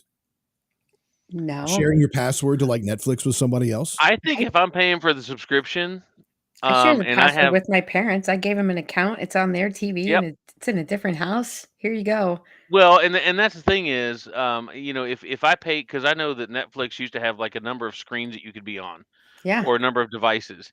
If I pay for 5 devices, you should not be allowed to tell me which 5 devices it is, whether you think it's mine or somebody else's, or where they are. Right. Right, because when I'm in my northern Kentucky home, I have a Roku device up here, and I'm 4.5 hours away in Paducah, and so I have a Roku device down there. You can't tell me that's not me. Yeah. Yeah, You can't. that's true. We can't tell you it's not you when you're in your estate. That's for sure. But anyway, That's you right. leave that in the. You can leave us. I'm in my gated estate right now. It's not that big, but it's still, Yeah, like your Wow. animal Ga- sanctuary. Yeah. Gated. Nice. It Gate, is. Little gun white barn picket stuff. fence. I'm here But to see the gated lord. Got my but birdie not brothel just see the going on up Lord. here. So yeah, you can leave a sound off on that as well. Do you think it's illegal or do you think it's unethical to share your Netflix password? Of course, you can do the same thing in the comments section on the Crusade channel chat or by going to facebook.com/BreakD Radio, listening to the show live on YouTube and or on Facebook. And if Also, anybody wants to share their Netflix password with me, I'm perfectly okay with that. I mean, but now you're not going to be able to. Now they're cracking No, down now on it's that. a thing, right? Like Yeah. I'm gonna have to my parents are gonna get cut off because they're not going to be in the right location. Here's the other thing too that's going to happen. If you go to a hotel or if you're on a cruise, say, or wherever you are, you normally, if the TV where you are has Netflix, you have the option to log in to that as Right. yourself, and then you can Now watch you your can't do that. Netflix You can't do account, that right? anymore, right? You won't be able to do that. Or if you do it, everybody at your home location is going to get kicked off. Like Yeah. they're going to And be out because you're going to just transfer your current location to where you are, and then they will be considered rogue entries. now here's what they're doing. They're going to charge $7.99 a month per extra member. Now, I don't know if they're going to do that automatically or if you have to put into that the option to do it. But regardless, that's how Netflix is responding to that. They're going to start shutting people down and not being able to log in. And then you have to sign up for that additional section there, that additional membership there. All right, folks, sound off on that. BreakDRadio.com. Mike in the bottom right-hand corner or in the chat room. Now it's time for the What You Thinking segment where we share stories and the other two have to guess, and you in the chat as well have to guess on what the reader is thinking. So go right ahead, Erica. Okay. This is going to be too easy for everyone. I apologize for not putting enough time into this task this week. But in a shocking turn of events, the Rushing Brook Children's Choir was interrupted and stopped while singing the national anthem in Statuary Hall at the United States Capitol. Now, I don't know if you're familiar with where that is, but it's basically a sort of a rotunda type area that's part of what you would see if you were in the Capitol building on a tour. The children, part of the esteemed Rushing Brook Children's Choir, this is a children's choir, had traveled to Washington, D.C. last Friday for a scheduled Capitol tour and received prior approval to sing a short set of patriotic songs inside the historic hall. However, as their angelic voices filled the grand hall while they sang the Star-Spangled Banner with pride, one of the guides intervened. He was told by the Capitol Police that the children stopped singing immediately. The abrupt interruption stunned performers, etc., etc. The Capitol Police did not allow the young children to finish the song and sought to explain to the choir director that singing the national anthem at the nation's capital is considered a form of demonstration, might offend someone, and could be considered domestic terrorism. Oh, geez. I feel like I'm giving away how I feel about this. So maybe the Well- what you thinking part isn't quite fair. But, I mean, a couple things. Go ahead. I'll let you guess first. Well, obviously, you're infuriated by this, and you don't think that you think that they should be able to sing it. The fact that snowflakes would say singing the national anthem can be considered an act of domestic terrorism in our nation's capital of all places would obviously, I think, like you said, give it away just a little bit there. If that's the way you want to look at it, then singing at all there is offensive. What if I don't like Diana Ross? What if I don't like what you're singing? What if they're singing the Canadian national anthem? Is that okay? Can you sing anything there? How far is too far? These are kids. Can Like- I chime in on this, Aaron, first? Well, Yes. I mean, yeah. Please. So I think that right now in our society, we have gone absolutely backcrap insane about what is considered patriotic versus what is considered prideful, what is considered any other number of garbage-esque ideas. We were making the joke about the guy who was the comedian who was talking last week or a couple weeks ago about the Baby It's Cold Outside being considered rapey, while the number one song on there was WAP on the charts. So we've really got our country turned upside down. And the fact of the matter is that when someone says that the American flag or the national anthem makes them feel triggered or unsafe, I've got one simple comment. Get your crap and get out. You Right. are a free citizen. Leave. And honestly, I as I was reading this, I'm thinking, okay, if it's a tour, these things are scheduled. They have written prior approval of That's right. the Yep. list of Yep. songs that they were going to sing. So I think the Capitol Police, I think the guard, I think the director, whoever was there, I think they made a personal call Yeah, on he was this woke. Yeah, and exactly. said, you got to go over there and tell those kids to stop singing that right away. We don't want Yep. to hear that here. And that is why I'm enraged. I Well, think one and I person made that decision and did that to those kids. And I think that is disgusting. Well, and the thing about it is public policy doesn't mean anything anymore, right? So, when you talk about somebody who says, well, I'm offended by the flag, or you have to take your flag down. I don't have to do anything. No, This is my gated community in my northern Kentucky home. If I that's want to put your up every choice. flag in the world that I can find, it is none of your business what you see on my property. Get If over you yourself and move on. right, if you own it, it doesn't matter if it's a window in a high-rise building. If you own that Exactly. high-rise, you can put in your window whatever you want. It doesn't even matter if you don't own the whole building. If you own the condo you live in, if you're going to put pornography up on the window, I'm going to say that probably your board of wherever you are, is going to make you take it down legally if they have to. But we're not talking about offensive material like that. Give me a break. They were kids. Yeah, they were kids singing the national anthem there. And even if it was a song, I mean, and this whole thing, Brian, and by the way, that just annoys me. Since you're going to throw me under the bus in the bad theology segment, that annoys me more. That argument pisses me off when I hear people say, if you don't like it, leave. Why does that person have to leave? If it's a free country, that person can have their opinions and their ideas as well. They sure can have their opinions, Just the but same as if you have your cannot. ideas, just the same as if they have your ideas. And you can have your ideas and you can have your freedom. They can have their freedom and their ideas of expression as well. So the whole get out of the country just drives me insane. You can't have them. You have to win the argument. You have to they think what they think. You think what you think. You can't just say you have to leave if you don't think what I think. You have to be able to be the one that has the better stance. Okay, time out. Let me correct that statement, because Aaron, this is where I think that you think I'm being tyrannical or whatever in my views. I don't say that you have to leave if you don't like my stance. What I'm saying is, if what we do in this country makes you uncomfortable, you have the freedom to go to another country. If me having an American flag up, or if me having a Gadsden flag up, or if me having a Second Amendment sticker makes you feel uncomfortable, don't be around me. You are welcome to be anywhere else in the world besides where I'm at. And I don't go to places that make me uncomfortable. I don't hang out with people that I don't like. I don't hang out with or in places that would jeopardize my public appearance or my public reputation. Your So brand. if my brand, exactly. No, totally. Protect my brand. Look, 100%. You're absolutely right. But the fact of the matter is that when I'm sitting here going, when you tell me that my patriotism is offensive to you, well, welcome to America. And they don't get to tell you. I love what Glenn Beck says, and Glenn Beck said this years ago, and I've stuck with it ever since. Ribbit. The one right that we are not afforded the Bill of Rights is the right to be offended. All right, folks, we're going to talk about this and more in the continuing What You Thinking segment coming up right here on The Breakdown. Don't forget to leave your sound off by going to breaktvradio.com, clicking on the like at bottom right corner.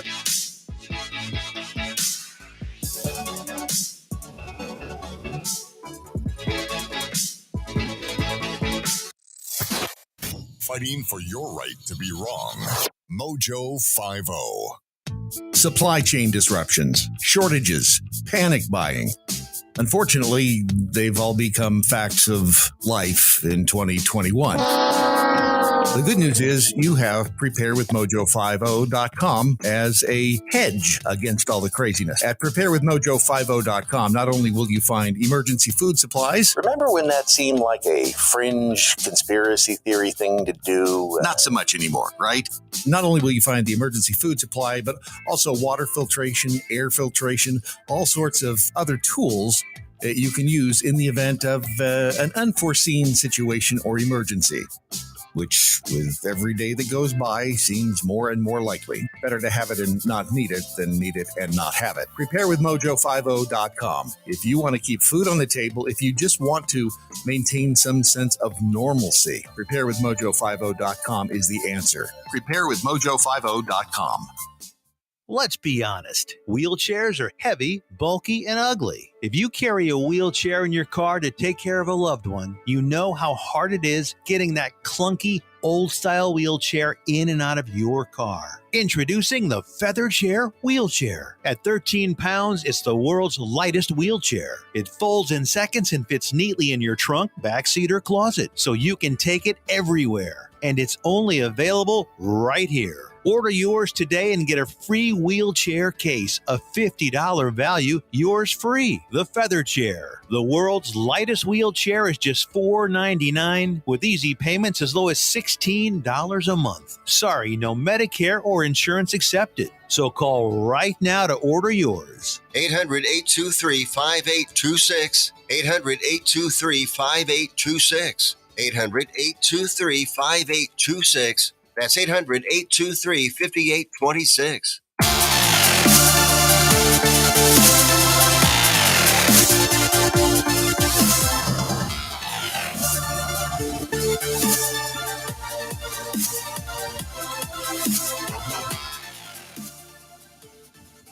Forging right along here. Patriotism, tyrannical statements, all the gamut. We're running it all over the place today. By the way, Bad Theology is coming up here in just a few minutes, depending on whether or not Bryan and I can make our What You Thinking segments a little shorter this week. I'm not sure. But Bryan, you want to go next? You up, buddy? I can go. Yeah, we're good. All right, good deal. So for those of you who are just joining us, this is a new segment we're trying out. It's called What You Thinking, where one of us reads a news story or gives an opinion on, or gives a the presentation of a story on something, and then without any type of inflection or without giving our hand away, and the other two have to guess what that person thinks about it. So we just did Erica's, and now it's Bryan. You're up, buddy. So I was reading through or skimming Twitter this week, and I found a lady who actually put in a message that says "R.I.P. Chick-fil-A, you missed." And so I had to dig a little deeper into this, and found out that apparently the beloved Chick-fil-A owner and operator of the Lord's Chicken Sandwich has decided that they wanted to hire a diversity, equity, and inclusion officer for their location, or for their company. And in doing so, they're trying to make their company a little bit more available for different groups and different people to be comfortable around their, just in today's society in general. And that's my story. What do you all think? So the quote you have is from Eric McReynolds, which is kind of funny. McReynolds, McChick-fil-A, diversity, equality, and inclusion. That's their new VP. He says Chick-fil-A restaurants have long recognized as a place where people know they will be treated well. Modeling care for others starts in the restaurant, and we are committed to ensuring mutual respect, understanding, and dignity everywhere we do business. These tenets are good business practice and crucial to fulfilling our corporate purpose. Erica, you want to take this first, or you want me to tackle it? I'll go first because I'm sure you have more to say on it than I do. I think Bryan absolutely thinks that this is the beginning of the end for Chick-fil-A unless they end it quickly, because it goes against their absolute corporate purpose, which is why they're not open on Sundays. And if they're going to come in and now start, I mean, how does that go? How does this go? You now have a man who thinks he's a woman dressed in women's clothes with makeup at the drive-thru working the Chick-fil-A window. That's a bit of a conflict given the fact that they are very open about their background and their philosophy. I don't know how it fits. I think Bryan thinks this is crazy. All right. So I think that there's a twofold that you're thinking here, Brian.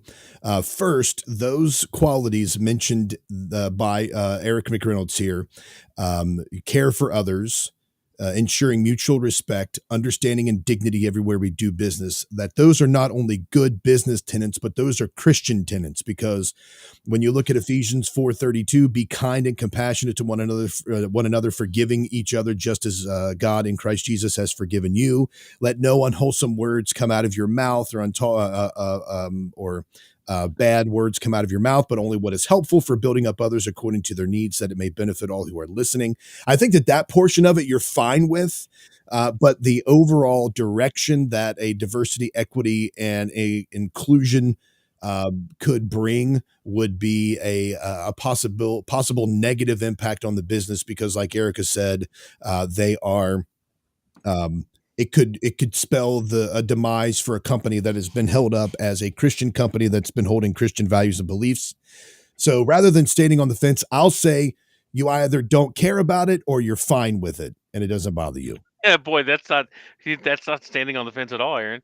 I think it's a little bit of both, honestly. Number one, as a Christian-run company, I think that it should be axiomatic that they already do the things that's in his statement, right? Hey, I was right on that part.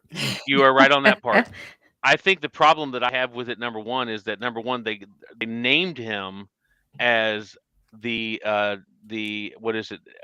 Diversity, inclusion, Diversity, equity inclusion, equity. officer or And whatever. what I'm concerned about there is whenever you start dealing with equity and inclusion or diversity and inclusion, what you're doing is you're saying that we are going at some point in time to actually start making some inclusions into things that we didn't do before. So with Erica, yeah, that I'm meaning in that path as a Christian business owner, as a Christian company. I want to think that I would treat everybody with respect and decency and love and caring and so forth and so on, even though I may not agree with everything they do and say in their personal life. But the fact of the matter is, I don't need a diversity, equity, and inclusion officer to tell me how to do that. Right. I have the I Bible think to it's do that. legal.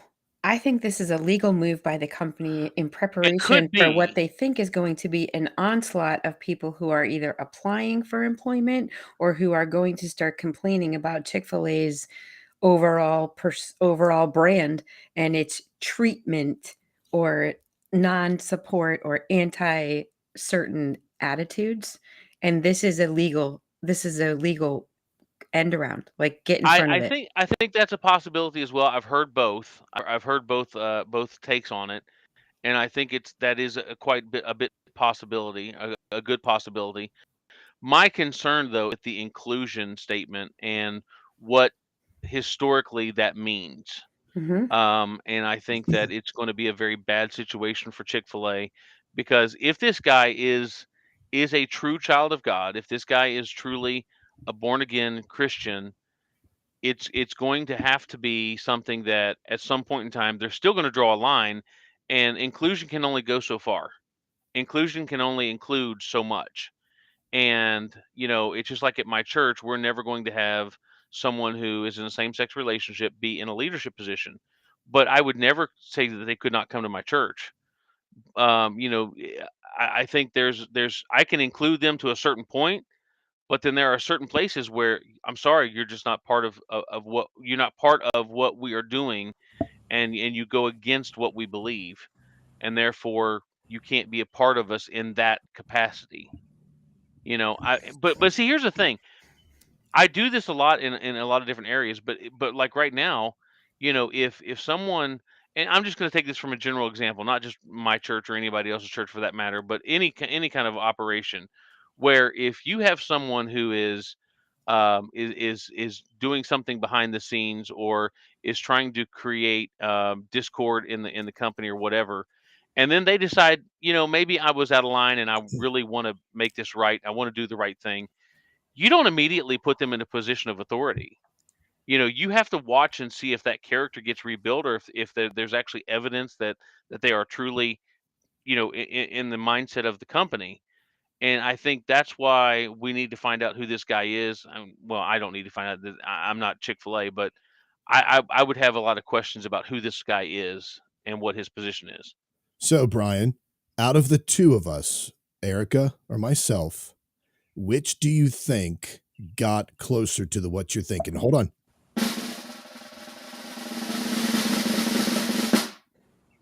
I'm going to have to go with Aaron on this one. And the only reason being is because Aaron actually made me think of something that I didn't think of before, and that was the idea of the what the Bible says is a Christian company. This should already be happening. Well, okay, fine, whatever. I'm But just going to but take I my wasn't- Samophile victory and go home today. In all fairness, though, I wasn't even thinking about that until he mentioned it. Yeah, well, there you go. See, Bryan, I know what you're thinking before you're thinking it, bro. Oh, that's Watson sad. has a question for you, by the way, in the chat. If you're over on YouTube or Facebook or wherever, you can join in over there. You can also leave your sound off. Go ahead, JB, over in the Crusader Stadium chat room. Don't be shy. Don't be afraid. You can leave your sound off. We'll play it live on air. If you mess up, you can always re-record. And the answer to that, Watson, is yes. Well, I hold do. on. We have to read it out loud first, Bryan. Okay, Watson asks, do you also exclude fornicators and adulterers from leadership positions? Yes. How do you know? Oh, boy. Okay, how do Oh, you know boy. they're adulterers and fornicators? You don't always know that. You done messed up, Bryan. Because I know where Watson's going with No. this. You done But hang messed on, up. if this is public knowledge, if it's something that is brought to my attention, then it has to be dealt with. Yes. You done messed up. Yeah, but what do I you didn't mess up. Bryan. He just watch the chat for his next comment because I know exactly where he's going to come, what he's going to say about that. Curtis says that Erica was the winner on that one, that last one, Bryan. But I don't think Curtis, you can't tell Bryan what he's thinking. Right. I was telling Bryan. Bryan what he was No, thinking Bryan, you're before thinking Bryan knew what he this. was thinking. Yeah, exactly. All right. No, Bryan, you're wrong. You don't know what you're thinking. You don't know what you're thinking. All right, folks, here we go. Okay, here's mine.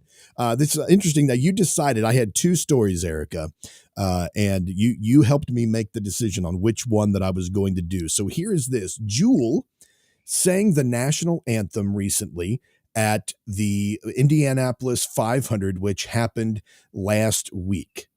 So here is her performance of this at the Indianapolis 500. Performs our Hold on just a second. Let me, there we go. Here is her performance. Performs our national anthem. Oh, say, can you see? Not that way. Early light. What's so proudly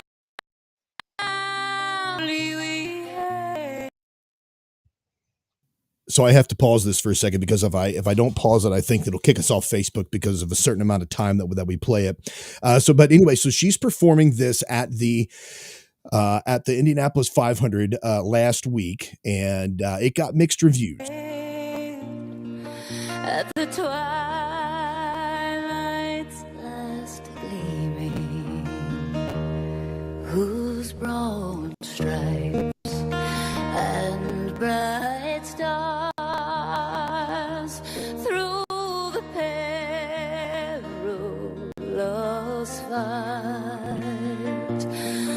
So what are y'all thinking so far? She just ought not be ever asked to do that again. Erica, what do you thought? Not this is not your thoughts on my thoughts on it. My thoughts are what you all think about this so far, her performance so far. It's not right. It's not right. Okay. I like. All right, that was a little out of tune right there.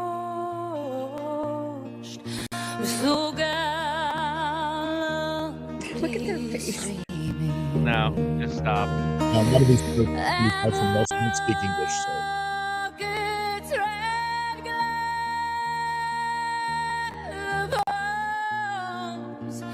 Bursting in air, gave proof All right, here we go. through the night Comments rolling that our flag was still there. in. Okay, now of course it's very slow All right, that's what some people would say. But here's what they It's had really long. about the national anthem. People have gone crazy. They've said that Jules' disrespectful national anthem joins Roseanne Barr and Jimmy Buffett accused of butchering the song. It said that some of the comments here. Let me get some of the comments up. Another person exclaimed that it's absolutely disrespectful, absolutely dreadful. Some people said here that Jewel quit butchering an iconic song, trying to make it your own interpretation. And then it just really, really irked a lot of people. If the national anthem ever triggered me, it was right now. Does that star-spangled We got comments as well rolling in. Let's see. Curtis says it beats Roseanne. Kathy says, holy crud, sounds horrible. Linda says it's disgraceful. Curtis says so she identifies as a singer. It's really not even about that. I mean, you don't have to like her voice. It's not about her voice isn't pretty or whatever. It's just there's a protocol. There's a way. It is what it is, right? I mean, that's terrible. All right, so now of course we have the chat room here. It didn't take an hour to get through. It was Watson is really slow. hilarious. You could use it to torture. What does it says here? Curtis says use it to torture a terrorist. Steve Dietz says it was better than Roseanne. I do believe it was better than Roseanne's. Hers was pretty disgraceful there. Curtis says they hand out free Prozac. Watson says the Star Spangled Banner was fine. It was not like making Ariel black or changing the elves in the Lord of the Rings to be black. That was sacrilegious. I mean, it's not that it's not pretty, right? But there are just certain songs that you just sing, right? I mean, Well, Erica, you stumbled on something. I don't know if you meant to or not, but you stumbled on something when you said there's a procedure, there's a protocol. And when you have something that like a national anthem or, I'm going to get back to the American flag, a certain way that it has to be handled, or, there's certain protocols that you put into place that are there for a purpose, so that Right. it's always uniform. It's always done the same way. It's always done with respect. And I think it's just as simple as going into a courthouse and wearing a hat. If you wear a hat in a courthouse, they're going to tell you to take it off. I mean, And if you variation is don't take it off, allowed. they're going to take it off for you. Right. So, I mean, there are things where I think God, I think, God? and this, well, yeah, this is going to go God back wants to, you to sing the national anthem hang like on, this. hang on.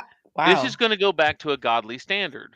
I just got into a conversation with somebody earlier yesterday, where they made a question about they put a rainbow thing up on Facebook and said that this is a sign of God's promise and it has nothing to do with man's confusion or whatever. And one of their relatives decided to lambaste them and make an issue. Why can't it be for both? Well, the answer is because God said this is what it is. He gets to decide, since he created it, what it is. You, as the creation, don't get to jeopardize it or change it or pervert it. And that's where we're at right now, is that everybody that comes up with these new reiterations of the national anthem, everybody who comes up with new reiterations or definitions of words, everybody who changes, well, gender's a spectrum and this is that and that, we're about to lose our ever-loving minds because we take everything that is taken as protocol, throw it out the window, and now you've got such a mess on our hands in our society that it is just absolutely going insane everywhere. I don't know, Brian. I think that you might get an award for being able to tie Jules' performance of the national anthem to transgenderism and the LGBTQ movement. I mean, honestly, dude, I don't even. I mean, like, I'm not just tying it to transgenderism and LGBT. I'm talking about everything that has a standard and protocol. Well, it's just a thing. You can variate. Whitney Houston didn't sing it note for note, but she did in her own key, but it wasn't in someone else's time. It was in the correct time. I mean, there's just a way. There's a certain thing about saying I can do it better that Jules' performance suggests. Well, okay, so like Curtis just put What about this? What about this?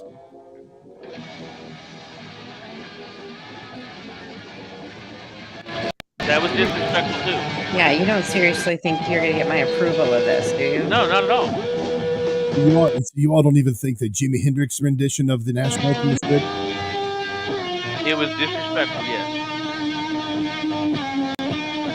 From a musical perspective, like from a it's my same thing. Her voice is pretty. She can sing. It's not about that. He's a good guitar player. He can play the guitar. He's Jimi Hendrix, but there was no place for that. And to answer Curtis's, Aaron, if you can show Curtis's response there, but he said my pastor put the Baptist flag above the American flag on the flagpole, and he got a lot of anger. Well, yeah, he should get a lot of anger because that's violating protocol. We have a protocol about the way American flags are supposed to be displayed, and you never put anything higher than the American flag when you're displaying the American flag. That's Okay, a you protocol. probably need to have a better reason than because I said so, though. I mean, Yeah, I mean, like, well, like, No, okay, it's not it's not because I said so. It's because it's the protocol of the American flag. It's what you do as a nation for that icon. Okay, so icon. You just made a statement there, icon. But okay, so what is the chat and your all's opinion on where I stand on this story? I think you think it's absolutely insane, and that you think that that regardless of her performance, people ought to just shut up because we can't worship anything about the worship the patriotic anthem.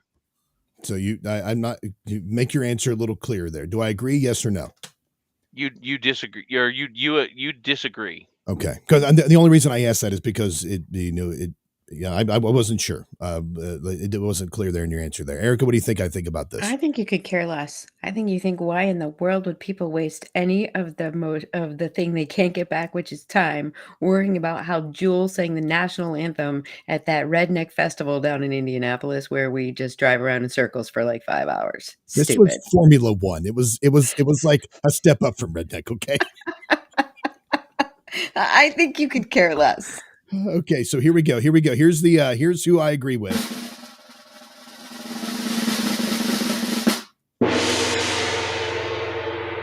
I agree with Erica. I couldn't care less about this rendition of the national anthem. I don't think it's disgraceful. I don't think it's disrespectful. I am a musician. I play the drums. I am all about expression. I'm all about art being translated through the vessel, however they want to display that art in a respectful manner. I don't think she did anything disrespectful. Now, what Roseanne did, I think, was just disrespectful because she didn't even sing the song. She just went out there and screamed. Right. But Erica, yeah, I think that it is. I'm gonna stop saying I think it is.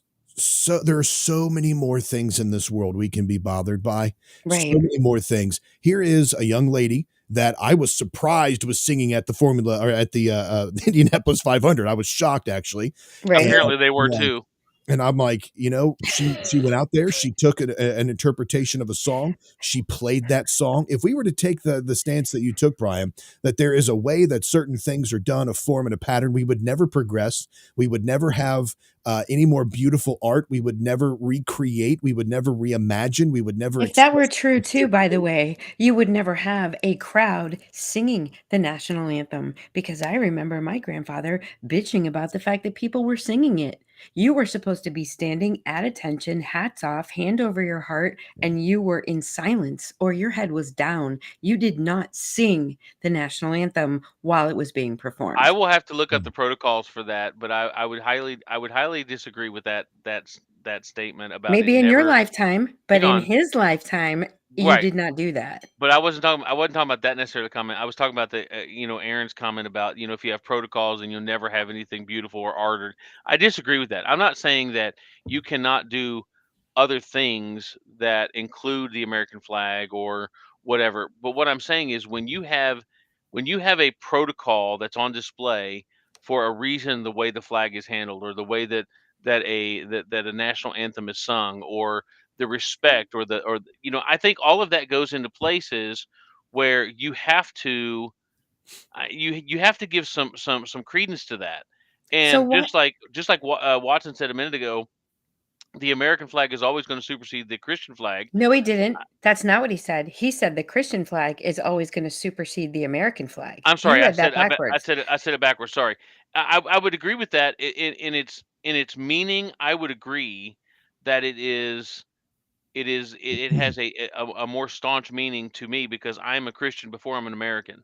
Well, maybe so, but so are But at they. the same Everybody who time, takes the oath, it's God country. It's God country. it's God, country, and you're right. Well, And the but Christian flag should fly above the American flag. I don't think that it should. I think because it's the purpose of the way that the protocol is to show that America is the overarching umbrella for everything that's under it. It's not to say that it's superior, it's not to say that it's better, it's to say that it is our umbrella, it is our covering that says because we are Americans, we have these freedoms. Because we're Americans, we can say what we say. Because I we're disagree with that Americans, statement because I don't agree with that. because you Okay. can't export that to another country. We have to move on with this. Maybe we could talk about this in the after show a little bit, because I would like to hit this a little bit more. Steve Dietz said, I need to find my American flag and have you install it for Independence Day. That'd be fine. I have no problem with people displaying an American flag. The problem I have is the sometimes inappropriate deference that's given to an American flag, to an object which can be considered idolatry, especially when you pledge allegiance to it as well. All right, folks, now it's time. BreakDRadio.com, click on the mic at the bottom right-hand corner to leave a sound off. Now it's time for the infamous and most beloved segment on the show. You're teaching some bad theology. Your bad theology's annoying me. Oh, you're teaching some bad theology. Repentance is the only cure that you need. All right, folks, now is a segment of the show where it's transformed into Bryan trying to make my face explode every week. And here is Bryan's bad theology segment. Now, I just want to say I believe that this is highly inappropriate what you're about to do, Bryan. I think this is highly inappropriate and disrespectful, the most disrespectful and inappropriate thing ever done, which, by the way, I thought Watson was going to go to, would you allow an adulterer, et cetera, lustful person, et cetera, to be in leadership? And you were like, not if we knew about it. And then I figured he was going to say something like, you supported Donald Trump. Well, here's Bryan's bad theology segment. You disappointed me, Watson, unless I mentioned that. Okay, so Bryan, here is your bad theology segment. Go ahead. Here's my bad theology segment. The target of my bad theology segment is our beloved host, Aaron Barker, I don't know where about beloved. He made this post on Facebook, and I highly disagree with the statement that was made there, because he is attributing national pride to pride in sin and that kind of thing. And I think that we run into a big issue when we conflate the two. I don't worship the American flag. I don't look at it as, oh my gosh, I have to pay my respects to the fact that it's the ultimate in authority. But it is a banner, and it does have a purpose, and it does have a overarching a standard. That's what the Bible calls it, is a standard that says because we wave this flag, this is what we stand for. This is what we believe. And I think conflating that with someone displaying the pride flag or any other celebration of sin, whether it be pride or gluttony or adultery or whatever. I think that when you start dealing with that and you conflated the two, that's just you're basically adding condemnation to people who I don't think should be there. That's my opinion. Erica, what do you think about this? Can you hear me, Erica? Yeah, I can hear you. Okay. You're just dead silent there. I know. And I said I hate dead air too.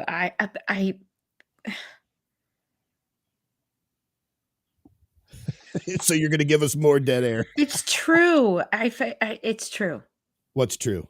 The meme is true. It fits. Oh, look at that. It does not. It does not. Oh, Erica agrees. Jamie, if you go to my wall, just go to my personal Facebook page. That's where I posted it this week. Just the other day, actually on Pride Month. I will tell you this. We've only got about a minute left on the show.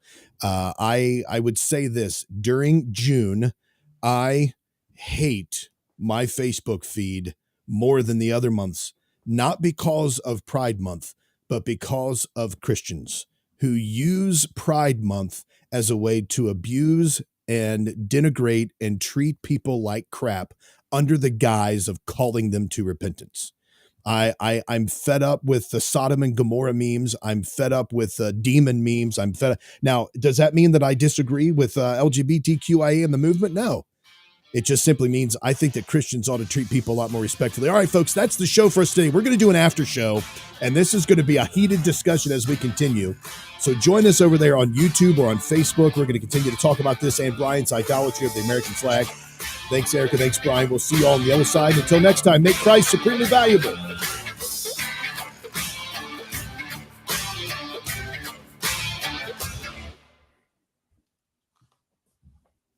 All right, we're going to go ahead and go on this right here. So here we go. All right, look at this. We got, Watson is saying, amen, Aaron. Audrey is saying, I actually got Watson to agree with me, which is really, really unusual. I think. I don't know. Do we agree more than we disagree? Audrey said, I'm so with you on that, Aaron. Look, I get so upset and so angry. Now to go back to the meme that you're talking about, Bryan. Before you get into it, I can't stay for after today. Okay. I've got graduation party people showing up within the next few hours, so I'm gonna have to peace out. Bryan, just take my side so that someone disagrees with Aaron, because that's usually my job. Oh, so, I'm gonna highly disagree with Aaron, because I think that when it's all said and done, that what Aaron is conflating is just because someone's being mean. And especially when they're fighting against the LGBT or any other movement, I'm not saying that that's good Christian manners either, but I'm saying that conflating that with any kind of American pride is seriously wrong. Okay, give him hell. I'm gonna. Sorry, just kidding. No pun intended. All right, I will see you gentlemen later. Thank you. Have a great day. Bye, everyone. See you later, Erica. Thanks again. Safe, Erica. Congratulations to your little one there. Thank you. You got it. Talk to you soon. All right. Hold on a second. By the way, it's funny you should bring that up, Aaron, because look at what shirt I'm wearing today. Grace, hey, look at that. Yeah, what this is about, this is the Grace Month movement that we're doing in Paducah that we've talked about multiple times. Yeah. And we're doing just that. We're reaching out to the LGBT community, and we're showing them true grace and true love. This has anything to do with hatred. And I would agree with you. There's some people out on Facebook that are just downright mean and vicious, and I would almost question their salvation by the way they treat the person they call a sinner. But that doesn't mean that I conflate what they're doing with what you stated in that meme, or what that meme states. Well, what I'm trying to convey with that meme is that folks have their acceptable pride and their acceptable things that they do over and against, because I believe we can have an idolatrous pride in our nation that supersedes Christianity. We can, but just showing respect for a flag isn't. We can have an idolatrous view of our nation and have an idolatrous pride in our nation. I think that happened a lot. I'm going to stop saying I think. That happened a lot during Trump's administration. His administration was this America first, and it wasn't because we're necessarily free people. It wasn't because we have freedoms granted to us in the Constitution. What it seemed like to me was we were superior to other nations. And when you have that, especially as Christians, when we get ourselves caught up in trying to make America as the pinnacle of Christianity, period, like we can only be Christians here because we're free. I disagree with that. I think that Christianity is flourishing in other countries because of the amount of persecution. Now, my kids, I talked to my daughter. I hope she doesn't mind me saying this on air. I have for many years. I don't say the Pledge of Allegiance. And the reason I don't say the Pledge of Allegiance is because I don't pledge my allegiance to a flag, to an object. And I have no issues with people who do. If that's what you want to do, if you can do it in good conscience, go right ahead. I'm not saying you shouldn't. If you could do it in good conscience, go right ahead. I don't say the Pledge of Allegiance. My daughter doesn't say the Pledge of Allegiance. And, she goes to a school that requires you to say the pledge to the Christian flag, the pledge to the Bible, and the pledge to the American flag. I don't say any of them. I have not memorized the pledge to the Bible or the pledge to the Christian flag. I don't do that. And the reason I don't do that is because I don't want to make it seem like my allegiance is to that flag over my allegiance to Christ. Okay, can I ask a question? And you brought up a good point about the Trump administration and what happened during that. But let me ask you a question. Do you believe the Breakdown is a great show? Do I think it's a great show? No, I think it can get better. It can always get better, but do you believe the Breakdown is a good show? Well, you changed it from great to good. Okay, great, good. Do you like the Breakdown? How about that? Do you like the Breakdown? Sure, yeah. Do you like the Breakdown over other shows? I think that the Breakdown is better than other shows, yeah. So make the Breakdown great again would be idolatrous in the view of your statement. Well, your statement is make it great again. Was it ever not great?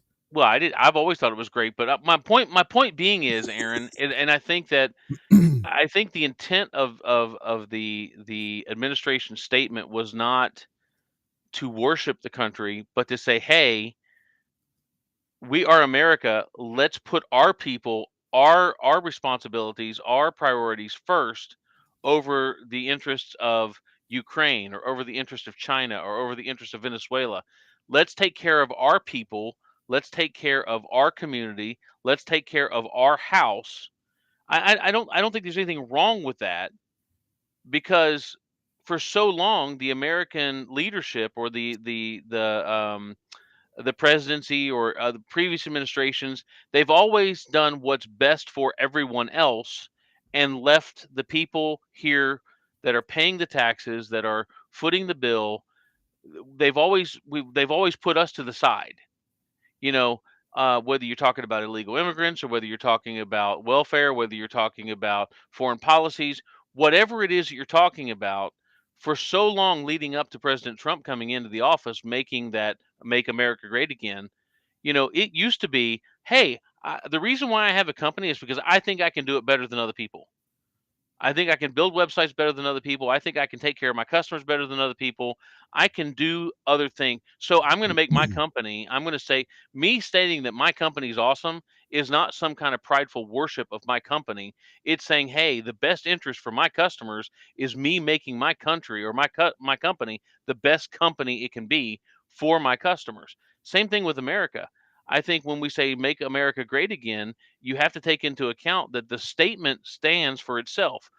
We need American manufacturing. We need American companies to be American companies so that we can serve the interest of the American people. It's not some kind of idolatrous worship that says that nobody else in the world is as good as us. It's saying, hey, we have resources here that we need to take care of our people because our people are our people. That would be like you having a family and working and sending your paycheck off to another family because you think they're more important than your family. Well, no, I think that's much different on that. I think that's much different. The reason it's much different is because I have a responsibility to take care of my family, whereas the government does not have a responsibility to take care of its citizens. Well, now, according to the Constitution, they do have a certain responsibility. Actually, according to the Constitution, it's the states that have it, not the federal government. The states are supposed to decide what they do, not the federal government. That's the problem we've fallen into. So to say that it's like me taking care of someone else, the government has assumed this role in taking care of its people as if they're the nanny state, and that's what we talk against all the time. It's not the government's responsibility to take care of you. It's also not the government's responsibility to hurt me either. So maybe not necessarily take care of me, but they shouldn't be enacting policies that hurt me either. Well, I agree 100% with that. I agree 100%. But it's not idolatrous to say. I have issues when somebody says it's idolatrous to say make America great again or America first. I'm sorry, my country should put me first. My church should put me first. My company should put me first. My family should put me first. That actually sounds contrary to everything the scripture talks about. I disagree with that, brother. Because you're asking other people to put you first. When the Well, scripture but in says that we're turn, supposed to put everybody else before but in ourselves. turn, I'm putting my family first, and I'm putting my company first, and I'm putting my church first. It's a cooperative. Okay. I'm not saying just in one direction. By all means, no. I'm not saying you must bow down and worship Lord Bryan Scott Jackson and his Northern Kentucky estate. I'm not saying that at all. I'm saying that in general, Yeah. I should put you first. You should put me first. I mean, the Bible even says prefer your brother. Yeah. Yeah. And so I'm all for, but my brother, I think it indicates there's a certain type of relationship there. I shouldn't prefer Ukraine over my American brother and sister. I shouldn't prefer Ohio over my Kentucky brethren. I mean, the people that I'm involved with and the people that I am closest to and have relationships with, that should be the people I'm taking care of. And I really think that's the goal. Maybe I'm wrong, but I think that's the goal of the American First Movement, was to say, hey, we make better products. We can do this cheaper. We can harvest our own oil. We can be independent of all these other national influence or international influences. Let's bring as much of this home into our own shores as we can. Well, you do realize that eventually we're all going to be a one world government ruled by one. I do understand that. I do understand that eventually. And here's where I do have an issue, and we can move on after this as well, because I don't want to continue arguing or make it seem like we're arguing. And you all can also sound off by going to breaktradio.com, click on the mic in the bottom right corner, and you can join us there. Here's where I have an issue.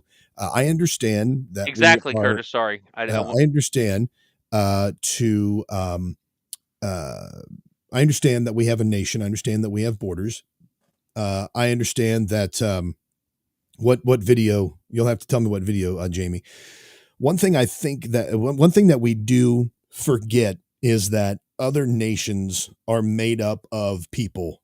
Now, I am not saying we send billions of dollars to Ukraine or billions of dollars to Israel or billions of dollars other places, which, by the way, people freak out about billions of dollars going to Ukraine, but nobody says a word about it going to Israel.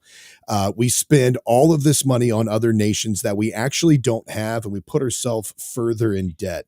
But the only borders that we have are man-made. There is no scripture that says America is a nation and is required to exist as a nation. So what we are in danger of doing, I'm going to try to hedge my words here so it doesn't sound like I'm attacking anybody. But the fact that we think only about our people here in the United States of America first, rather than thinking about the fact that there are other nations made up of other people. Now, what does that look like? I'm not entirely sure. Sending billions of dollars to other nations. Obviously, we don't have that money, so we can't do that. But the fear that other nations are going to surpass us, or other nations are going to take advantage of us, or other nations are going to one up, or whatever it is, that is a distinctly nationalistic fear that can lead down a road of tragedy. So I think we have to be careful with that, or not think, we do have to be careful with that.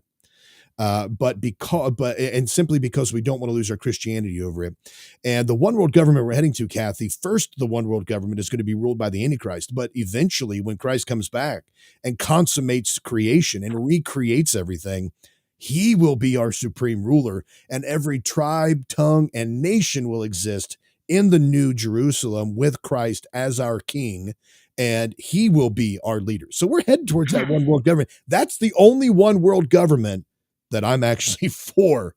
And I agree with what you're saying, Aaron. Again, I think it's all about moderation, and it's walking down that center line. I think that Christians can go too far when they are trying to lambast or trying to hurt people and trying to get people to draw them to repentance because they say mean, nasty, hateful things. That's not right either. I don't think that's a Christian attitude. I don't think it's the right thing. And you're right. If people are taking to Facebook during June and any other kind of grace, or pride celebration, they're doing it wrong. But I think, again, going to the opposite direction and saying anybody that has an American flag is idolatrous. I never said that. You did not. Okay, so maybe I conflated Well, some of the conversations we had with the meme I saw. So there we go. If someone's displaying an American flag, I'm fine with that. I don't have a problem with that. Just the same as if I'm driving through a neighborhood and I see a pride flag, I am not going to freak out. Used to, I would freak out about it. But now I'm like, they're displaying a pride flag. Mm-hmm. Okay. They're displaying a flag of Kentucky. I'm not, it doesn't bother me like that. There's always the danger. There's always the danger of crossing that line, because then you get issues like you were talking about, Curtis was talking about earlier, where in a Baptist church, you had the Christian flag over top of the American flag and people got angry. Why are you getting angry when the American flag is underneath the Christian flag? If your nation, and that is symbolic, the Christian nation, or a nation must be under the auspices of God, under the auspices of Christ's leadership, if it plans to make it anyway, or anywhere. We have a sound off here, by the way. We're going to play that. And Brian, I don't know if you can see the chat or not over on Facebook. It may be on my feed. I'm not sure whose feed it's on, but Watson, man, he's going for the throat on you on this. I don't know if you've seen that or not. I think your mind is still Hold on, on read your stuff. wrongly. I'm going to play this sound off real Okay. quick. Just a second here. There we go. Come on, sound off. Come on, screen share. Okay. All right, here's our sound off. 1 Samuel 5. After the Philistines had captured the ark of God, they took it from Ebenezer to Ashdod. Then they carried the ark into Dagon's temple and set it beside Dagon. When the people of Ashdod rose early the next day, there was Dagon fallen on his face on the ground before the ark of the Lord. They took Dagon and put him back in his place, and he fell over again. I'm paraphrasing the second part of that. But, as believers in Christ, no matter where our station would be, our identity as Christ supersedes everything, period. I mean, I understand protocol and reverence for Old Glory and so much more, but Old Glory is not possible without the King of Glory. Understood. My point. Biblical worldview above anything else. I have no issues with it at all, Watson. I think that is 100% accurate. And again, I've not tried to state anything else. I think that there should be a general respect and a general understanding of protocols.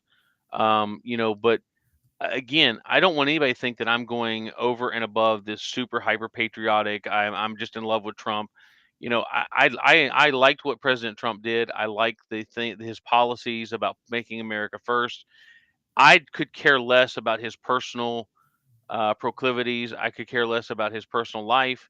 I really didn't care about Clinton's personal life. I really didn't care about Obama's personal life.